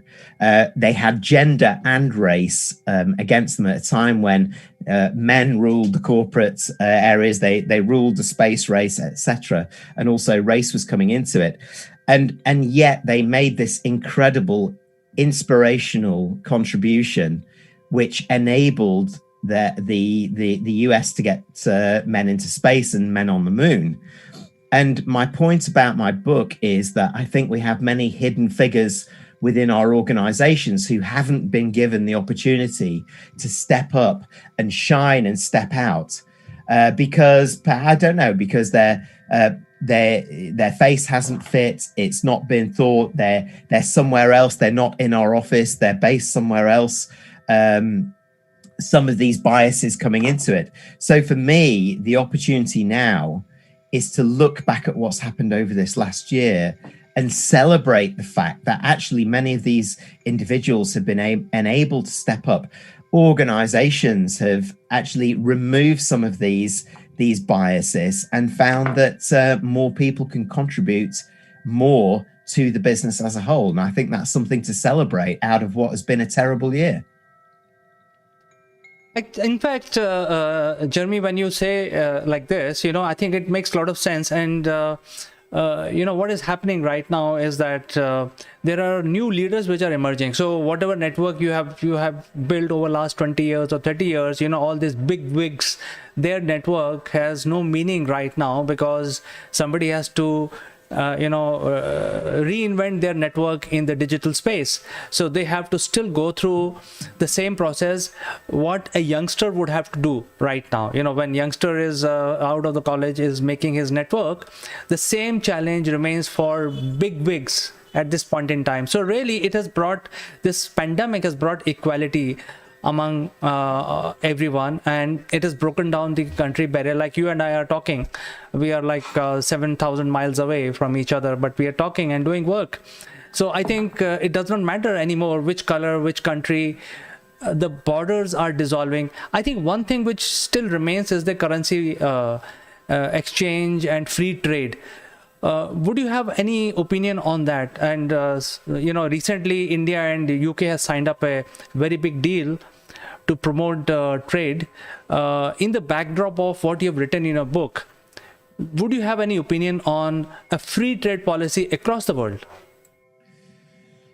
Well, this is actually an example of barriers being broken down because many countries and economies that may have found it difficult before to trade internationally or to find new ways to get their products to market or to source products to come in, and services, of course, have been caught up in the politics of it. We've just come through. Well, let's not forget, before COVID hit, our economies and organizations were going through huge transformation, digital workforce transformation, the blended workforce, you name it. All these diversity lenses, we were tackling all of these big issues as a perfect storm. And of course, we had just had a 10-year global financial crisis. So many economies were looking at how do we accelerate again? And then COVID hit. And so there is a much greater need now to reduce the level of politics and to start thinking much more about, well, how can we do things more efficiently and effectively and quickly, so that we can actually break down traditional barriers, whether they're economic barriers, whether they're diversity lenses, whether they are cultural mindsets, whatever they are, to actually do things in a much more efficient way that benefits everybody. Well, I think cultural barriers are almost negligible because everybody is using Zoom or some platform or the other, which has the same ethos. It has the same function, same features, same menu. Everything is same. So all you have to do is click and you're on, and you have to look good. I think rules of the game are the same while talking, and you have to develop new etiquettes. And it doesn't matter whether you're which race, which color. What remains is a problem which I feel as an entrepreneur myself, that in order to do trade, there are still currency bottlenecks. And in fact, the Singapore and Thailand showed the way recently. They actually merged two of their micro payment applications, allowing people to transfer money from here to there. And they have capped it to about 1,000 Singapore dollars. So this is what we need as part of inclusion. So inclusion on the digital platform is happening. I think people are more and more used to it. There are many programs which are running, but I think the governments have to move forward now in a real sense to enable inclusions of businesses. Otherwise, large corporations will continue to rule the whole thing, and the SMEs and startups will lose out because they will not have mechanism to make the payment or collect the money. What is your opinion? Yeah. Well, I think this just goes back to actually the big discussion about a more diverse, equitable, inclusive approach to everything that we do. Not just the human touch, but to how we integrate digital, how we make it easy for people to transfer money. Let's say, for example, make it easy for all levels of society. And in fact, I think we need a new language. So for me, instead of diversity and inclusion, I think we need to talk about representation and belonging. So we need a representation, and it's a mindset, this as much as a language. Representation. Are we representing everybody in the right way so that they can thrive in the workplace, so that they can do their transactions efficiently as other people can, who have, much more at their fingertips that they can, and they have much more of the luxury of being able to find different ways of doing it. Perhaps, representation of the poorer people in societies and some of the poorer economies and nations, to bring them up to a level more rapidly so that they can work with the rest of the world on a level playing field. So I think that's the first one. And then move away from an unequal society and look at a more equitable society. So, and that goes beyond transactions into resources. It's famine and feast, isn't it? And fundamentally, clearly, in parts of the world, it's about that when we talk about food. The unequal distribution of resources is still a massive issue for the world. Climate change is impacting some of the poorer nations of the world, so they're not able to even secure their crops, let's say, for any given year. And yet the resources in the bumper crops where they have thrived in countries that are perhaps ahead of them, it's not being equitably distributed. So that is one thing. And it's often because we use the word bias, unconscious or conscious bias. So our biases mean that, well, why should we do that? We're not thinking in that sort of macro planet being a force for good way. We should start thinking, instead of bias, about tolerance. How do we become more tolerant to economies, people who may have struggled in the past, may have made some poor decisions in the past, but through no fault of their own, and need some help to get up so that they become part of the global family, and so that we can distribute resources more equally, we can transact more equally and give people more opportunities, because in many of those countries, and I think in Southeast Asia, I'm thinking about in South Asia, in Africa, in parts of Europe, even still in parts of Latin America as well, this transcends into very directly into race and gender bias, and back to race and gender bias as well. So you find then that the decision making around some of these things is still in the hands of the few. And I think if we get over this and talk about what we're talking about being more diverse, we start to have a much more broader diversity of thinking, which is an incredibly important addition that we all need to think about, CK. Taking the discussion forward and bringing the inclusion, and you made a lot of pertinent points, how do we actually do it? Do you think cryptocurrency plays a major role in bringing this up? Cryptocurrency has benefited, again, the rich and the people who know and who have the access to technology and the resources so that they can use it as a trading platform at the moment. If this is again on a more equitable, inclusive and diverse platform, it may be different. But right now, I think the jury is out on cryptocurrencies about what is actually going to happen. Will the bubble burst? Nobody knows. All we hear about at the moment are the people that invested, who were able to, because they had the opportunity and the finances to invest, over the last sort of 2 to 5 years, and have made a lot of money out of it. That's really not great news for all of these people that we're talking about that don't have this opportunity, don't have the equitable platform to use it. So again, it's a tool of the haves, not the have-nots at the moment. So I think it will become a serious prospect once we make it much more inclusive. Well, you're talking about all of these subjects in your book. Would you like to draw references on how you have provided solution of all these problems to the readers? Yeah, well, I come back to the point about empowerment. If we take away some of these old lenses that we've got and we give people the opportunity to shine, to go beyond a job description, to be what we used to call them, a leader at their level, and to have ideas, to sponsor their ideas, to allow them to contribute more with different people across borders, taking down old barriers, then I think we will mine the diamonds within our own organizations and societies, because we're giving more people the opportunity to shine. The problem with talent strategies, so-called, and talent, is that it's with a capital T. That talent with a capital T is exclusive. It's for the few.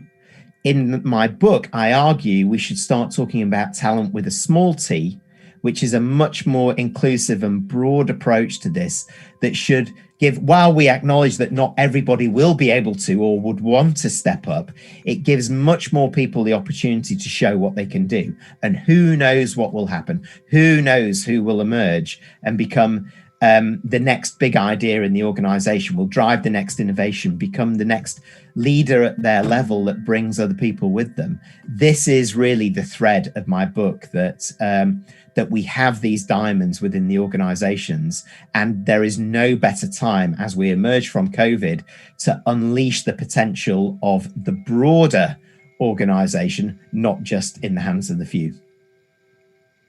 Well, I think there is an English saying, and I cannot help mentioning that, I told you so, So I think yes, well, I like to think I go back to this. I was a bit of fortune telling here, but yes, yeah, thank you. Carry on. Well, I think all the viewers, you can read about inclusive workforce and much, much more in the Inner CEO book written by Mr. Jeremy Blaine. And it has become one of the bestseller right now, most sought after book, both on Amazon in soft as well as a paperback edition.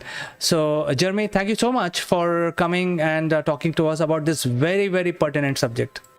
It's a pleasure, and yes, it's available on Amazon. And the news today is that within the next 4 weeks, I'm going to release the audio book as well, and that will be on all platforms like Spotify, Deezer, Amazon, YouTube, all of those kind of things too. So yeah, plenty of different formats. But go and take a look. The Inner CEO: Unleashing Leaders at All Levels at your nearest Amazon store now. Thank you, CK.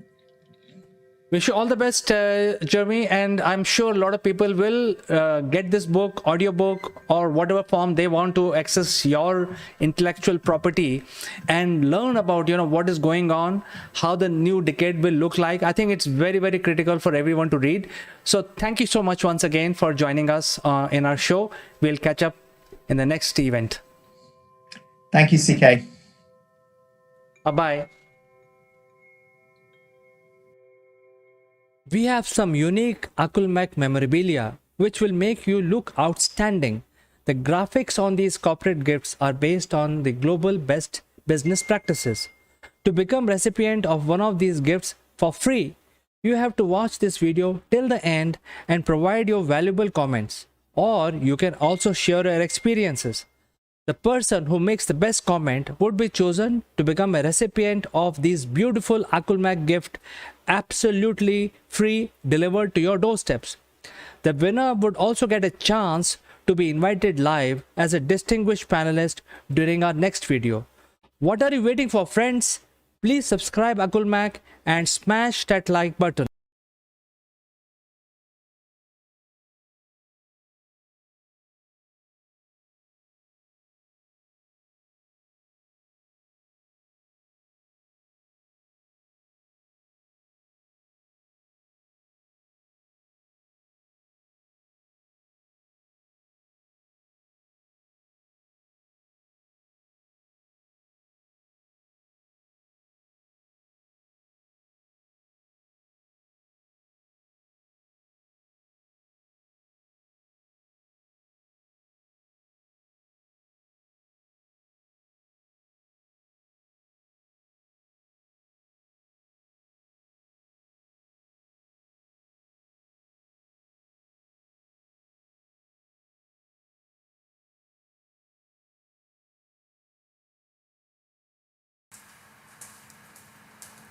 Hello friends, welcome to Top Brass Skill.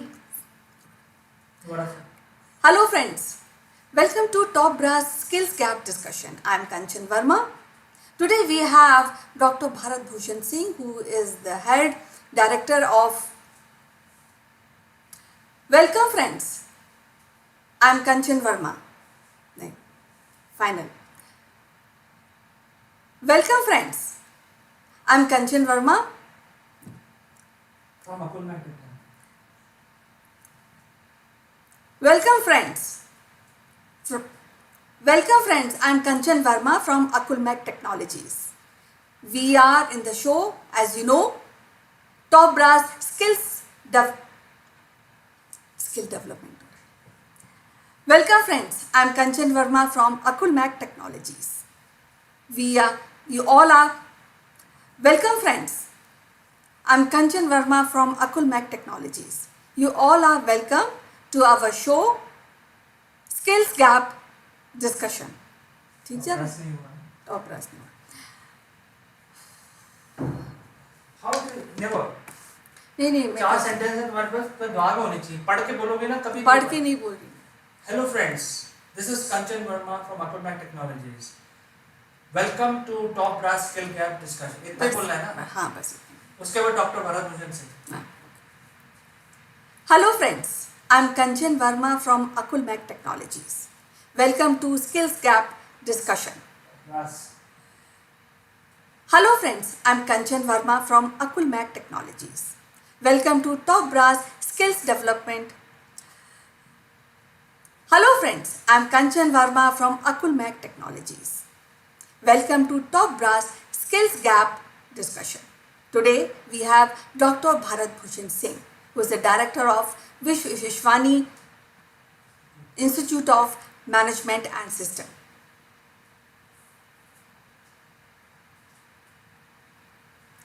एक बार और कर लेते हैं. Hello friends, I'm Kanchan Verma from Akulmach Technologies. You are welcome to Top Brass Skills Gap discussion. Today we have Dr. Bharat Bhushan Singh, who is the director of one of the premium institute in Hyderabad. Hello friends, I'm Kanchan Verma from Akulmach Technologies. You are welcome to Top Brass Skills Gap discussion. We have Dr. Bharat Bhushan Singh, who is the director of Vishwani Institute of Management and System, Hyderabad. We welcome Dr. Bharat Bhushan Singh to the discussion of skills gap in India.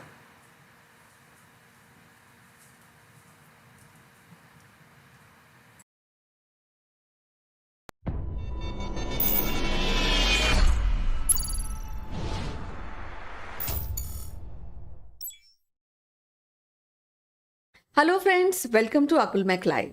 I am Kanchan Verma, and you know today is Wednesday and today is a show about music.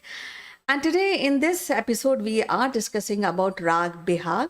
But before that I would like to remind you there's a free gift available only for you. Stick around to this wonderful episode till the end. We will guide you how to avail your free gift.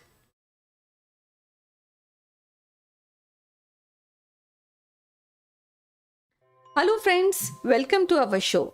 And yet again, we have our Nightingale, yes, Akulmach Nightingale.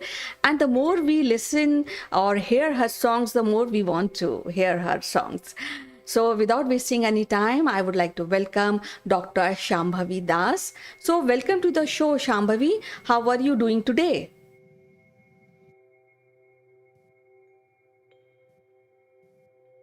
Namaste. Very good morning. I am doing very good. And thank you, Kanchanji, for inviting me yet again. Thanks for the comments. It's all our pleasure because every Wednesday we look forward to hear your songs. I mean, the songs, the way you tell us about ragas, the way you sing, and that becomes the whole day awesome. So today, Thank what raga we are discussing? So today we will be discussing Rag Bihag, as it is very good for insomnia, sleep. Now, since little bit things are getting better, so we will talk more about the relaxation. COVID stress has to be little reduced now.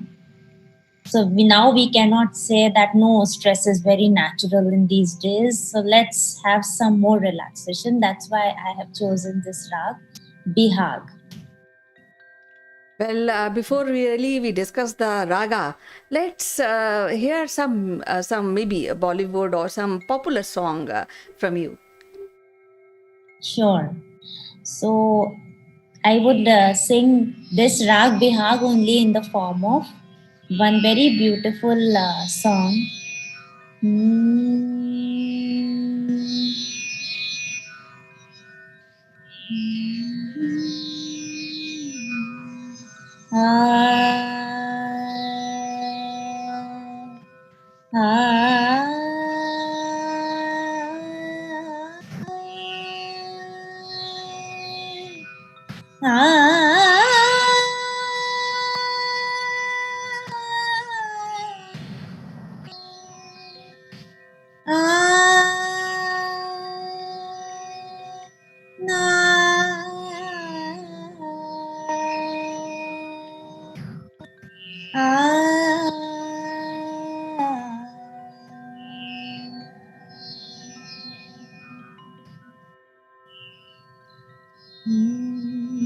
तेरे सुर और मेरे गीत, तेरे सुर और मेरे गीत दोनों मिलकर बनेंगे प्रीत, तेरे सुर और मेरे गीत धड़कन में तू है समाया हुआ, ख्यालों में तू ही तो छाया हुआ,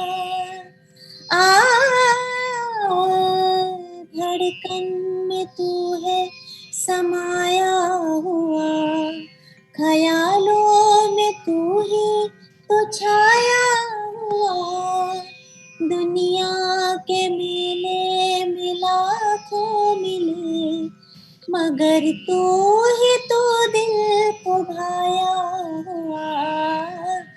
देखो हमारी होगी जी, दोनों मिलकर बनेगी ये प्रीत, तेरे सुर और मेरे गीत. Thank you so much. This is an old movie song from Rag Bihag. I don't know the movie, but it is purely Rag Bihag. And I teach a lot of students because this has a very good lyrics also. Tere sur aur mere geet. What is the exact time of really singing this raga, and what are the benefits of this raga? So this is normally an evening rag. During it is sung around like 6 to 10 p.m. Especially because it is the best why it is used is in therapy, how we use it because of insomnia, the sleeplessness. It is a very soothing rag, and on the purpose of like pleasantness also. Like some ragas are very dull, some ragas help in insomnia, but they are dull, so we cannot make everybody listen to it. This rag is so going and easy rag that everybody, even the kids, won't feel bored when they are made to listen to it or when they render it themselves. So it's not very dullish or something, because dull normally sleep is related to ki when when you listen to something dull, you get into sleep, you get sleepy. So this is the characteristics, that this is not a dull rag. Still it gives you that frequencies of notes that helps in the sleeplessness. What are this frequency of notes? It is very good on the gut, so it actually soothes the gut nerves. Secondly, nishad, that is the knee. Sagama pani. So knee is basically this point. Our pituitary gland is our nishad, that is the Brahmarandra, the Sahasrar chakra. So when it normally goes here, so this area gets soothed, and this down area, the back of the head, which is our amygdala. So normally stress and anxiety, that is related to amygdala. When it is said that when the amygdala, this part is enlarged, the people have more stress and anxiety. But through meditation, constant meditations, nad yoga, sound healing, that amygdala, the size decreases. The more it decreases, you are basically going towards the well-being. It is said so, and science speaks so. There are more areas which are related in the brain, which is related to stress, anxiety, sleeplessness, but this is one of the parts. So this basically these areas. So this rag helps in these areas and affects and it gives a very soothing time. Similarly, ra, Nisaga, it starts from the Nisaga, Mapaga, Maga, Mapa, so Mapaga. So this area is thyroid. Mapa, so it soothes the thyroid glands, because ma is this area.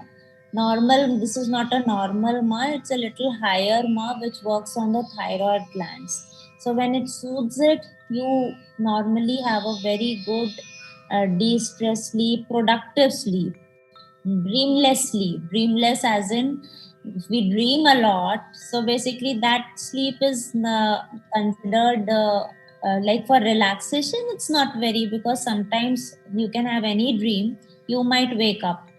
So you should have, for if you want relaxation, you should have sleep, the dreamless sleep.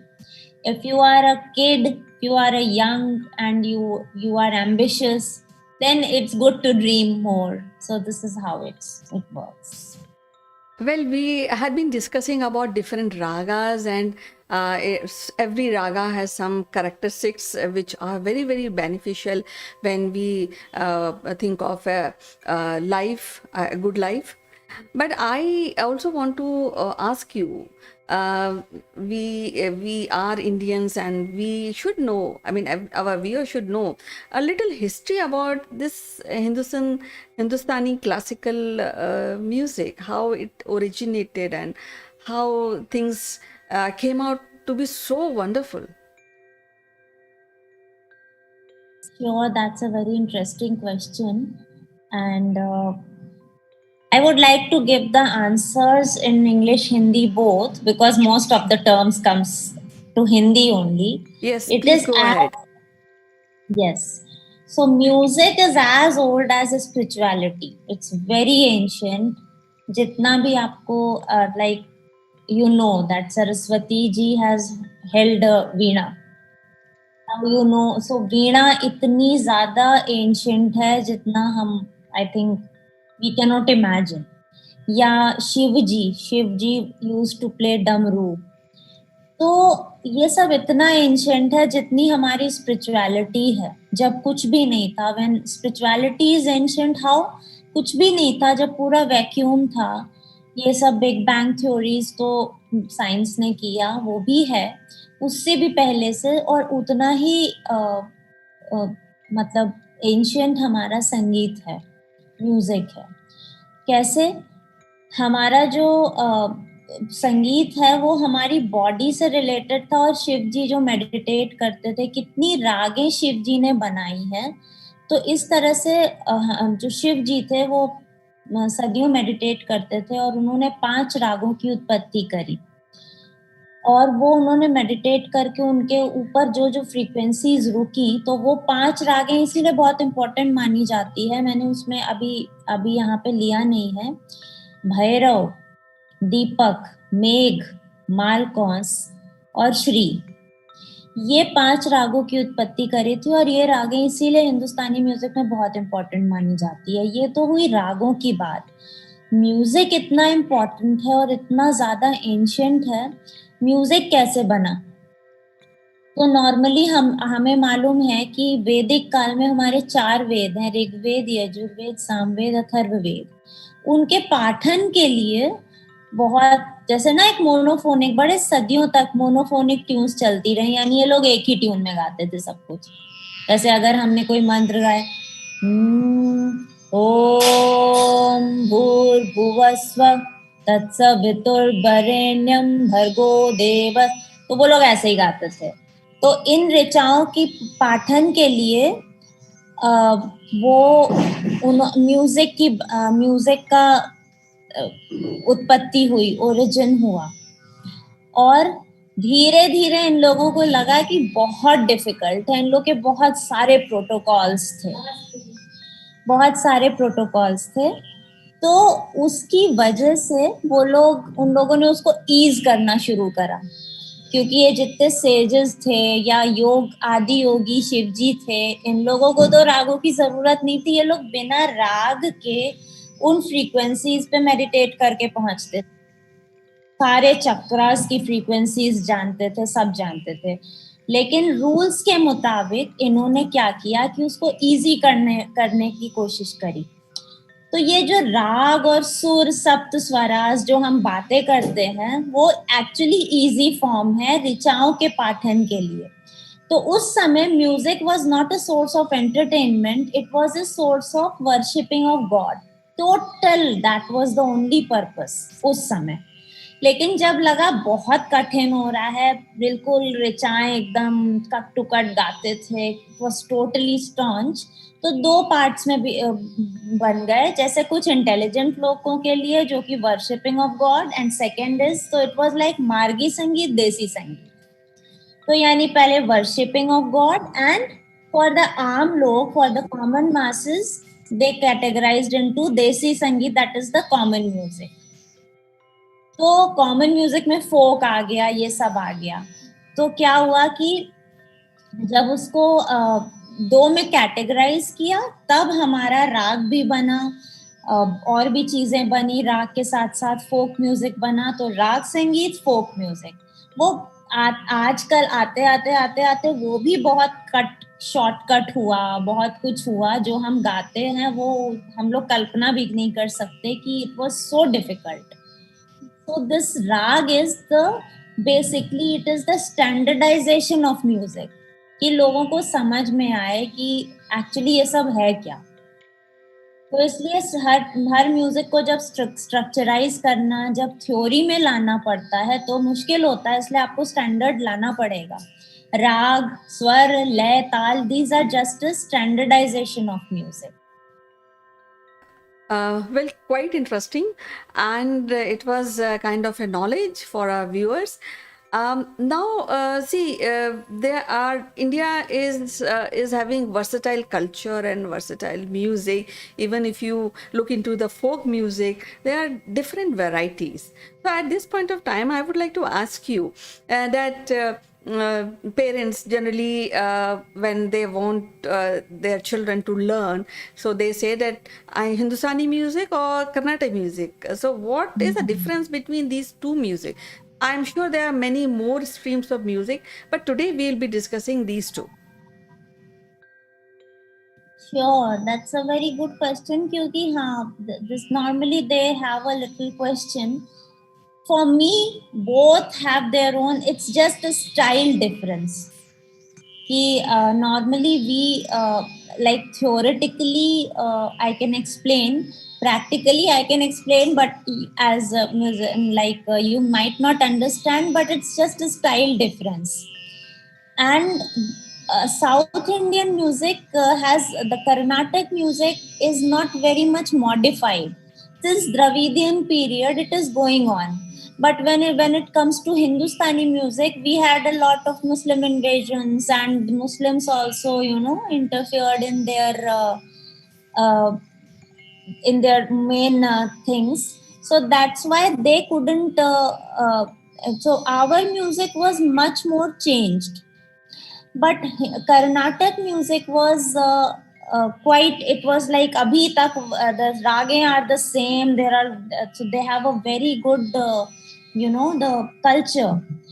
So the culture has been going on like this, and rest we have like stylistic approach is different. जैसे हम if we do Bhopali, so Bhopali में Hindustani we sing Sare ga pa da sa. Same thing is Rag Mohana. So now when we sing Mohana Rag, it's the same thing only, but the style. Da da da da da da yeah. So they have a lot of gamak inside them, like Carnatic music. So if we sing little, straight, like our approach is a little, we normally have like the direct approach to the frequencies, and that is also very beautiful. And they have a little twisting approach, gamakam approach of the notes of the frequencies. Da da da da na, da na na. So Mohana, this is rag. So basically it's the same thing, it's just the stylistic approach is there. Sadhguru has made a very good difference. In Hindustani music, we take a straight notes. So we have to continue the same thing. But when we do Carnatic music, they create emotion by the gamakas.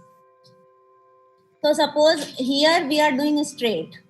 So now we have to take a little, like the emotions come on its own. But when we are putting a little of gamakas in it, so the emotions are automatically created. So that is the difference. Emotion difference are there. Sometimes you are creating the emotion, sometimes it's coming spontaneously. So that is the difference between Hindustani and Carnatic music. And I could now understand because I enjoy both the music a lot. like listen to MS Amma a lot. So then I just feel that in emotions it's so much totally the same. You can cry in both the music, and you can just enjoy both the ragas. Ragas are also somewhat the same. Many ragas, thousands and thousands of ragas are going to the same track. It's just the styles are different. Whereas frequencies, because they take gamma, so frequencies are little different, which we take. Like I just gave you the example. Sa re ga da da da da ra ma na na. So many frequencies are coming in one. So this is this approach. Well, quite impressive, and I think we'll be discussing this aspect of the music in maybe in coming episodes. Now, I would like to come back to the today's raga, and we would like to understand. Maybe I would like to hear a few songs before we end this episode. Yes, so this is my favorite song in Rag Bihag. So first I'll sing the song. It's a Bollywood one. ये लाल इश्क ये मलाल इश्क ये ऐब इश्क ये बैर इश्क. It's from the movie Ramlila, I think. A very recent movie. ये लाल इश्क ये मलाल इश्क ये ऐब इश्क ये बैर इश्क तुझे संग बैर लगाया सा तुझे संग बैर लगाया सा हुआ ना मैं फिर अपने जैसा तेरा नाम इश्क मेरा नाम इश्क तेरा तेरा नाम मेरा नाम तेरा नाम इश्क ये लाल इश्क ये मलाल इश्क ये ऐब इश्क ये बैर. So this is Rag Bihag. Not fully, obviously this is a recent song, so there's a lot of mixturity in it, but the bass is yes, and it's a very so I just wanted to introduce the new song, although there are many songs, and the theory of Rag Bihag is sa ni sa ga ma pa ni sa. It has all the Shuddha Swar Saptaks are there. All the Saptaswaras are Shuddha, except coming back we have Madhyam Tivra. So basically we have both the Madhyams used in it, and coming back there is a patch. Ma pa ga ma ga. In this patch we can say this is a chunk of phrases in which we use both the Madhyamas. Both Tivra Madhyam, the higher Madhyam, and the Shuddha Madhyam. That's the natural one. And the chalan of the grammar of Rag Bihag is not Saregama Padhanisa. It starts from Nisa. Nisa Gama Panisa. So Nisa Gama Panisa. It leaves the Re and the Pa. So if you just see this, Nisa Gama Pa. Sorry, Re and the Dha. Nisa Gama Pa Nisa. Coming back, we use all the notes. Sa ni dha pa ma pa ga ma ga pa ma ga re sa re ni sa ga ma pa. All the notes are Shuddha basically. That's why it is very, very easy raga as well. One song is sa. जिंदगी के सफर में गुजर जाते हैं जो मकाम. This is a sad song, and it is used in Bihar, and it was made in Bihar. So what this reflects is that it is all about style. Normally the pleasant ragas can be used in the sad versions as well. The way you sing, you can make it sad. Zindagi ke sani saga. See, again, while going up, it's not taking re. जिंदगी के सफर में गुजर जाते हैं जो मकाम वो फिर नहीं आते वो फिर नहीं आते. One song, like I said, it works very good in insomnia. There is a movie Lullaby in Bihar. कोई गाता मैं सो जाता कोई गाता मैं सो जाता कोई गाता. It's sung by Yashodas ji and it's a very beautiful song. संस्कृति के विस्तृत आंगन में सपनों के नौका लिख कर कोई अपना सिर गोदी में रख सहलाता मैं सो जाता कोई गाता मैं सो जाता कोई गाता. So this is a very beautiful lullaby. It's not a very common song, but normally the frequencies they are using ni sa ga ma pa ma ma ga ma ga sa ga ma pa ni dha pa ma pa ga ma ga sa ni dha pa ma pa ga ma ga. So ma pa ga ma ga, this is the crux of the rag. The moment you listen this into a song, this tune, you will get to know that this is Bihar. I hope you got it. Yes, it is great. And let me tell you a secret. Every Wednesday, our staff look forward to meet you and to hear your songs. So as usual, it is so wonderful to discuss the ragas and other crucial things about music. We'll meet again next Wednesday. Till then, please take care and thank you that you are promoting music and music therapy at the same time. It's really nice and I'm glad that I'm able to share. Thank you so much. Thank you so Thanks. much. Have a great day. Bye. We have some unique Akulmach memorabilia which will make you look outstanding. The graphics on these corporate gifts are based on the global best business practices. To become recipient of one of these gifts for free, you have to watch this video till the end and provide your valuable comments. Or you can also share your experiences. The person who makes the best comment would be chosen to become a recipient of this beautiful Akulmach gift, absolutely free, delivered to your doorsteps. The winner would also get a chance to be invited live as a distinguished panelist during our next video. What are you waiting for, friends? Please subscribe Akulmach and smash that like button.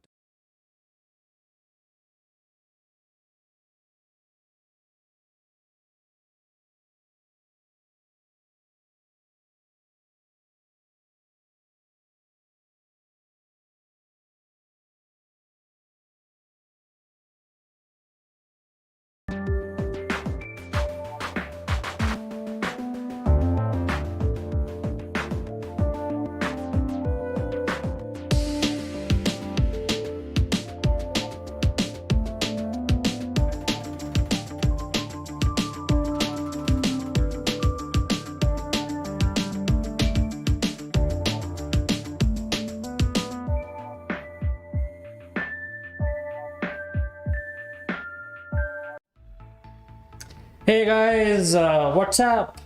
I am Chandrakant and this is Akulmach Live, and today we will discuss about the unconscious bias and how does it affect our decisions in our business. And to discuss this, I will be joined by my friend, a very distinguished personality from UK, Mr. Naval Gun.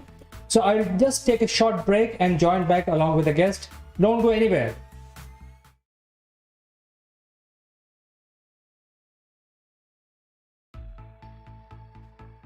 Good morning, Neville. Welcome to the show, and we are looking forward to this great discussion today about unconscious bias. How are you doing today? Good morning, CK. Good morning, everybody. Unconscious bias. 2 words, my goodness, for a Friday. Bit complicated, you might think, but it's things that we do automatically without even thinking. And we do them automatically because we've experienced them time and time and time again, and that's what we do. What things do you do automatically, CK, without even thinking about it?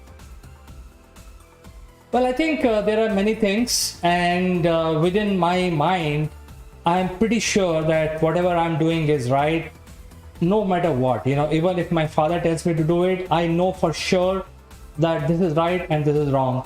And sometimes if I think now loud with you, that it can be sort of not very flexible nature, because based on my experience, I have sort of hardened on those decisions. So this is what I feel, Neville. I take decisions all the time. I mean, it's good you take decisions, but as you say, those decisions have been hardened over time because you do them frequently, and the thing about that is if you do something often enough, you forget what you're doing, like brushing your teeth, like making a cup of tea, like getting out of the same side of the bed every morning. We do this automatically. Let me ask you a simple question, CK. Here you go. Here's one for you. Which sock do you put on first?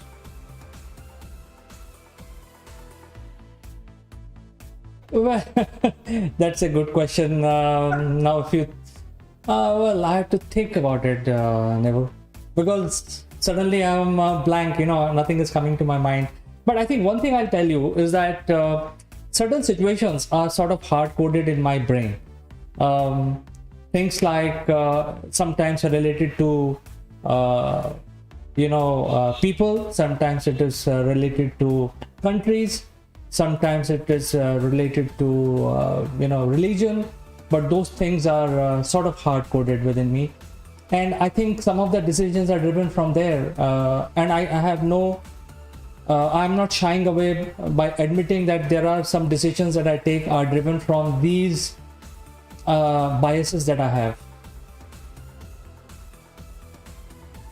You're absolutely right, CK. And sorry for putting you on the spot again. But when you wake up tomorrow morning, consciously think about which sock you're going to put on first, and then you'll find out. But is that important? No, it's not really. It's irrelevant. You're just putting one sock on after the other. Does it make any difference whether you're putting the left on first or the right on first? Probably not. Frankly, it's just a futile exercise, but it explains exactly what we're talking about here. And you've hit the nail on the head. Biases. Even having a positive bias could be just as negative as having a negative bias if we're not careful. And let's just focus on networking, because this is a huge subject. But let's imagine now we're walking into a networking arena, and there's lots of people in there, and there's someone you've never met before. But you look at them and you think, I don't like that person. You've never met them, but your unconscious bias has taken over. And you will go and avoid talking with that person. And it's as simple as that. Have you ever experienced that in your... I've experienced that in my life, frankly, until I realised what was happening. Have you ever experienced that, or you seen it happen, CK? Absolutely, Neville. It happens all the time, especially when you're traveling and then you are very cautious. When you're out of your comfort zone, out of your home, and you're traveling somewhere, you're obviously very conscious because you're not aware of the surroundings and you're not very free and you're observing everything. And in that scenario, you will see some people whom you don't like just because you don't like them. So I think there is a bias right away because you just don't like them. That's it. So it happens all the time, Neville. Yeah, you're absolutely right. Just because you don't like them, you've programmed yourself not to like that type of person. And let's look at the consequences of veering away from that type of person. You could miss a really good conversation with someone who's got a huge amount of experience in a place where you want to go as an organization. They may just be that person that is going to make a difference in your world. But you don't know that because your unconscious bias has kicked in and you say, talk to the hand, don't go anywhere near this person. You know, if they come towards you, turn away and go and talk to somebody else. And these are things we do automatically. And just imagine that happens. And this person that could make a fundamental change in your business, you've now just ignored because you don't like them. Now, that's the worst form of unconscious bias. That's really going to limit your capability because in essence, it's a limiting belief and you need to push that limiting belief to one side. This has happened to me in the past. I can't remember, I'd have to go back some time to remember the last time it happened, but it definitely happened to me. Now let's look at a different consequence. I'm going to look at the antithesis of it. Okay. So in the first example, we were talking about somebody you look at that you really don't like. There's something just not right about that person and they fit into this part of, I don't want to talk to them. I don't like them. They're not very nice. Now let's flip the coin. What about the other bias? About a characteristic you see in somebody. So for instance, exactly the same room, and you look across the room, there's someone new there and they smile at you. And you think, oh, they're smiling at me. That seems like a nice person. Have you ever been there, CK?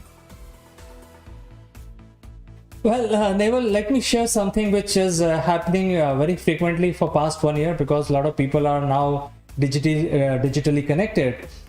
I have a bias. First of all, let me admit that before I start sharing my experience. There is the bias in me. Now, if somebody, some guy, some man appreciates my photograph and makes a heart around it, I automatically generates a bias. You know what I'm talking about.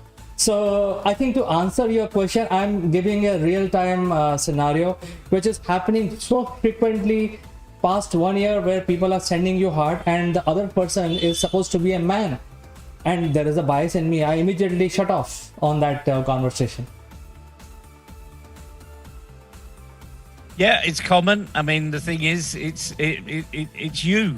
I'm not going to be able to change you.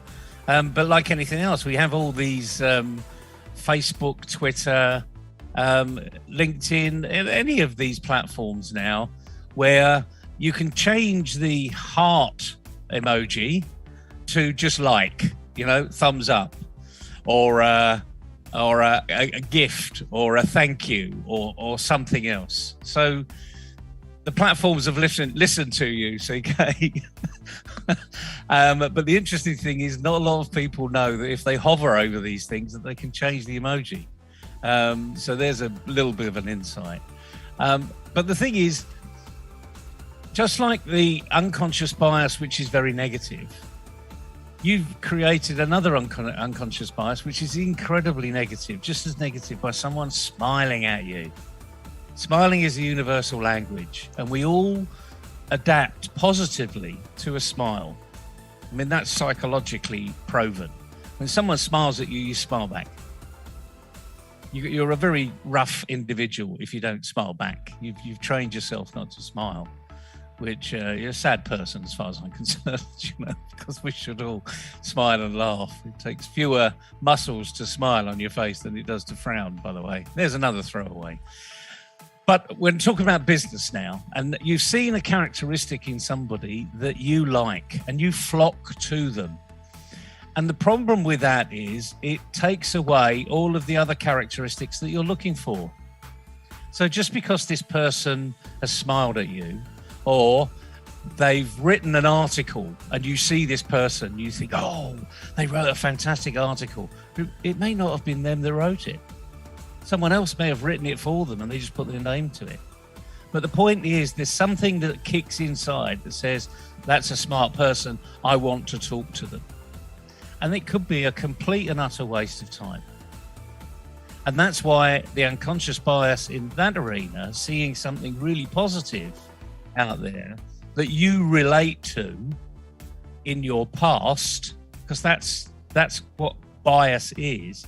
You're relating to something that you've seen before, and the more you see it, the more you relate to it, unless you fight it. And today's program, I suppose, in some respects, is having the mechanisms to fight your unconscious bias, because you could be missing out on opportunities. As we said in the preview to the program, it could be your biggest ally or your biggest enemy. So, biggest ally or biggest enemy, CK? Which one do you think it is with you? Well, I think it's my biggest enemy, and let me narrate another incident which happens very often.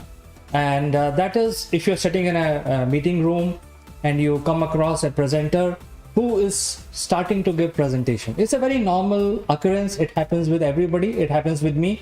And now, since I'm talking to you, I'm opening myself and telling you what I've experienced. So now he'll start from acknowledgement, blah, blah, blah. This is what I am. This is about my company. The A, B, C, D. It goes like a very, very, methodical flow. And for me, it's very boring. My mind is already telling me, hey, I've seen these presentations 1,000 times, maybe million times.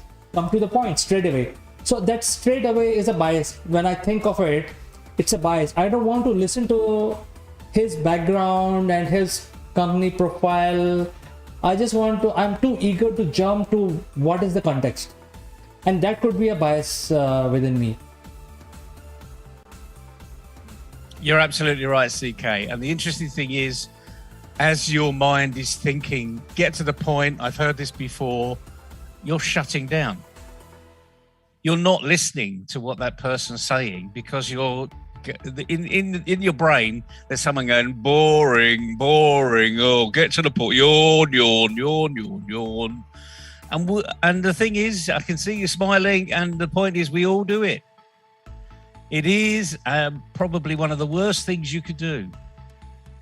But we're humans and we've got unconscious bias. So there are ways we can get around this. We can shut down our unconscious bias by firstly recognizing we have a bias. 100% of what we've got to move to is 95% is being aware of what you actually do. And the other 5% is then easy, because you've done the other thing many times before. So if you've got someone out there that is literally giving a presentation and you think you've heard it all before, you can do one of two things. You can switch off completely and go and do something else, or you can listen intently as to, well, even if I've heard it all before, maybe there's a little nugget in here that I wasn't listening to before. Maybe because my brain was saying, boring, heard it all before, not going to learn anything here. If you shut that part of your brain down, and believe you me, it's easy to do when you practice. You can practice it now, I'm going to say boring. And what I want you to do is just to concentrate on not being bored. You ready? Boring, yawn. Said it all before, done this, done that, seen the t-shirt, got the t-shirt, seen the video, cleaning the video. Now, that's all boring stuff, wasn't it? Okay? But if you can actively practice on just listening through it and saying there's going to be something that's going to be important here in a minute, we'll find out what's going on. Now, the interesting thing is, if someone has locked on to that part of this discussion, they may have woken up thinking, what's he on about? What's he saying that for? And that's what we want to be doing. We want to be engaging our thinking brain. And it's as simple as that. We just need to think about what's happening. Have I heard that? Yes. Is it important? Yes, maybe no. Park it. Move on. Keep thinking. We can multitask. Even men can multitask, by the way. It's a myth that men can't multitask. Because in presentations, we do it all the time. We think about what we're going to have for dinner because we're bored, and yet we're still listening because we can't shut our ears off. And it is funny, CK. It is funny, and that's the interesting part about this. You can have fun doing this. Do you remember the days of the bingo card in businesses where there were, 9 sayings or 9 words that someone always says, and then you're actually going to, in a meeting, you're sort of ticking off how many times they've said, this company is futuristic. Oh yeah, another futuristic. We're engaging in our people. Engaging, but that's another one. And we used to play BS bingo, bullshit bingo, we used to call it, because that's what was coming out of the person's mouth. They were just literally repeating something time and time and time again because they liked the sound of their own voice. And the thing is, that's where we've got to get away from. We've got to actually see people for who they are, not who we think they are. And that's where unconscious bias is going to kick in. So the method of today, the moral of today is don't think you know it all. Throw your unconscious bias out the door, and in a networking environment, go to someone who perhaps isn't smiling and get a smile on their face. There you go. There's your challenge for the day. Well, it's easier said than done, Neville, because it's an accumulated thing. It could be valuable sometimes. It may not be relevant. It could be total junk. You don't know, but it is still in your mind. And the way we are calling it today, and the subject is very apt. It is unconscious. Things which you don't know that you're doing. For instance, if you I'm an Indian, I have certain way of lifestyle, and if I go to Thailand and I follow my lifestyle in Thailand or any other country, they may think this lifestyle is not what we are looking at.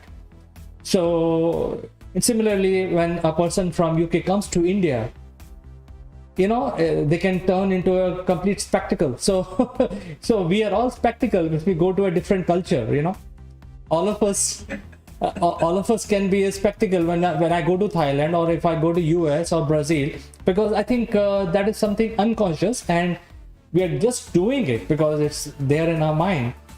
For example, let me give an example. If you're in US, the standard hello is how are you? Right? That's the standard hello. They don't say good morning, hello. They will keep saying how are you? And they don't even wait for you to respond. I mean, maybe there is another, a person like me like to say, hey, yeah, I'm fine. But the other person has moved on because for them it's just howdy. How are you? Howdy. And then they just move on. So it's unconscious for Americans. Whereas other national may want to seriously consider this as a gesture of responding. So here somebody asked me, how are you? And I am thinking, hey, he's really concerned about my health. I should tell him, oh, I'm fine or I'm not fine. I want to indulge in some discussion, but this person has already moved on because he has this subconscious method of doing things. So easier said than done, Neville. Any last comments on this? You're right, it's easier said than done, but you've got to start. I mean, it's as simple as that. You need to, the first thing is be aware. So if you're about to ignore something because you've just seen something you don't like, think to yourself, hang on a minute, is that me just being biased?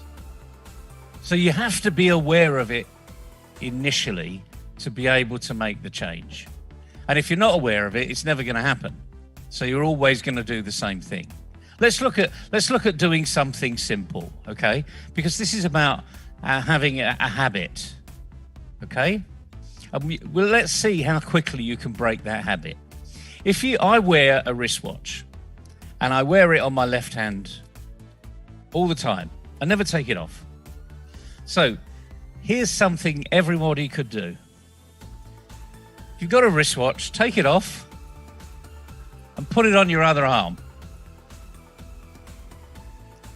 And then work out when you stop doing that. Hang on a minute. Oh yeah, it's over here. Just work out, when you actually stop doing looking at the wristwatch on the left hand and look at it on the right, because you have changed your habit. Now, I've got added advantage here because this is pretty heavy watch. This is not light. Okay. So I can actually feel it now consciously. Okay. Unconsciously, I'm still going to do that. But consciously, I can feel this over here. And the interesting thing is, it won't take you very long. Forget about 21 days to change a habit. It might take you a few hours. It might take you a couple of days. But it will certainly be less than a week, because you're going to be now more aware of it. You're going to say, oh, that's pretty stupid. It's over this side. And you can say that to yourself, okay, because no one wants to be stupid. Okay, no one wants to stick out. But the thing is, only you will know. No one else will know. Especially if you're in an open environment. If you go like that and then go like that, no one's going to even notice. Okay, so that's one little exercise you can do that will see if you can change a habit, and then you can say, actually, it's pretty easy to do. So once you practice one thing, you can go and practice something else. But it is a limiting factor in your personal and business development. And that's really the message of today. Unconscious bias could really negatively affect your business and your business growth. And here's the knock on here. Let's just say that person is a dignitary, very quiet individual, doesn't smile much because it's just not, they're shy. It's not their persona. Okay? They're the ones that got the problem, not you.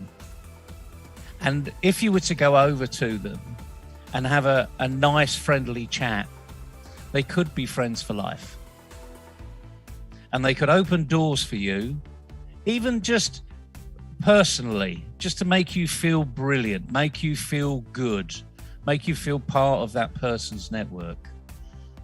But you'll miss that opportunity because of your unconscious bias. So there is a moral here, particularly in the business world. Put your unconscious bias to one side and get on with it. Because if you don't, you're missing an opportunity. Who knows where that opportunity will take you? Fascinating discussion. We tried to wrap it up in a fairly short period of time. There are so many examples of unconscious bias in our life. Listeners can put in comments about where their unconscious bias has taken them, how it's affected them. And the point is, a lot of people don't even know they've got one. But you have. And now to find out is, what is it? What does it do? Is it really helping you? Because it could be helping, but the likelihood is it probably isn't. So fantastic discussion today, CK. It's a huge arena, and it really will tell us more about who we are than who other people are. Naval, thank you so much for sharing your thoughts and giving so much wisdom about this very important subject. I think the message is your subconscious bias can make you a successful person in life, but the same subconscious bias can also make you a failure. It depends on the situation. So I think it is important for all of us to understand what is our unconscious bias. So I think we should spend some time understanding our personality. And I think we are running a series. If you have an opinion, you can share with us and we can come back on the same subject, because this is a very big subject. we cannot finish off in 30 minutes. So if you write to us, we can bring that particular subconscious bias as a discussion point in future. Naval, thank you so much, and I will catch up with you next week, same time. You have a nice weekend.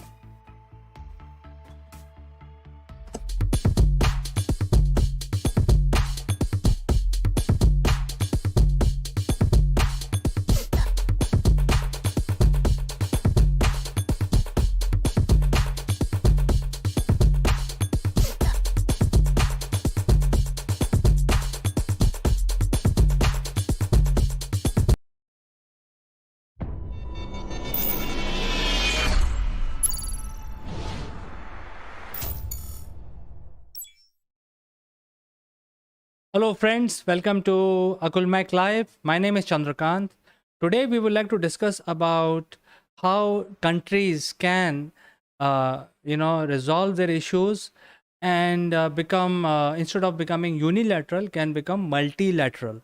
Because world is a much smaller place, especially now after the pandemic, because of the digital media presence, and a lot of people are now communicating using digital technologies.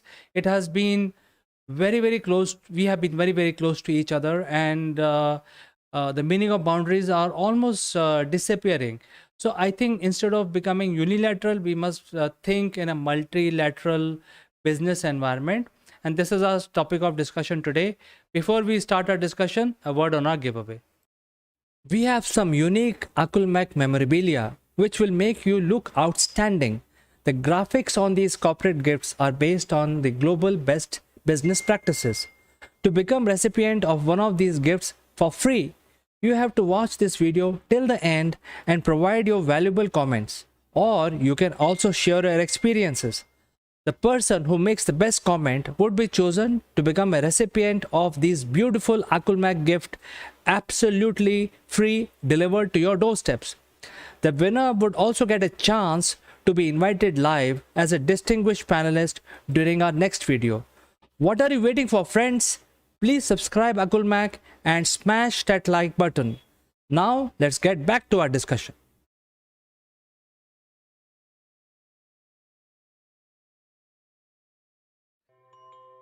Friends, let me introduce our friend today. He's joining us from UK, Mr. Mike Bradley, Group CSO of RHF and Scale Up Arena. And today we will discuss about multilateralism, a type of collaboration between countries where they team up together and solve their common issues. So without further ado, let me present Mike to you. Good afternoon, Chandra. Good to meet up with you again. I trust you're staying safe in this difficult time, particularly in India, from what we understand. Yes, the COVID has been spreading exponentially in India, and it has not yet reached the peak. So we have taken all the precautions. We have let go all the domestic staff, and we have reduced our social engagement to the minimum level. Converted our house sort of a jail, so to speak, if you like it, and that's how we are protecting ourselves. Yeah, well, I think we've all been in the same boat for a long time, sort of confined to barracks, and yes, I don't envy any leader's job at this time. I think it's a very tricky world we live in.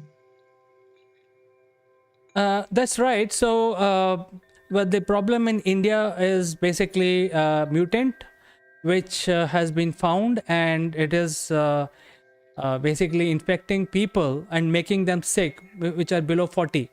So this is the first time that we've got this data, because earlier the assumption was that the younger population can carry but will not get infected, will not show symptoms. But this virus, which is now we are calling it triple mutation, is showing the signs of infection in young people also. And even though it is not very severe, they survive. So survival rate is also very high. But young people can be or becoming a major carrier or a super spreader in India. Because of that, a lot of deaths have happened. people who are older, above 60 and above, because these younger people have carried the virus, and the older people actually died, lost their life because of that. So this is what has happened. Since last 3 weeks, as per the government tally, nearly 230,000 people have died in just last 3 weeks, and every day, I think today infection was about 350,000 new cases between yesterday and today, last 24 hours. Yeah.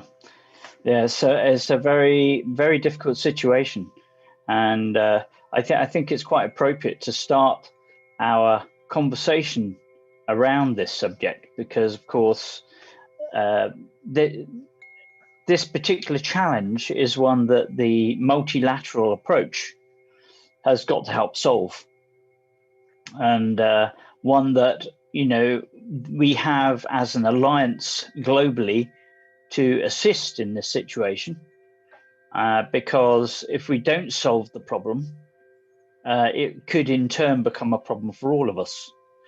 And I think this just demonstrates the fact that today, in today's world, nothing is a simple solution.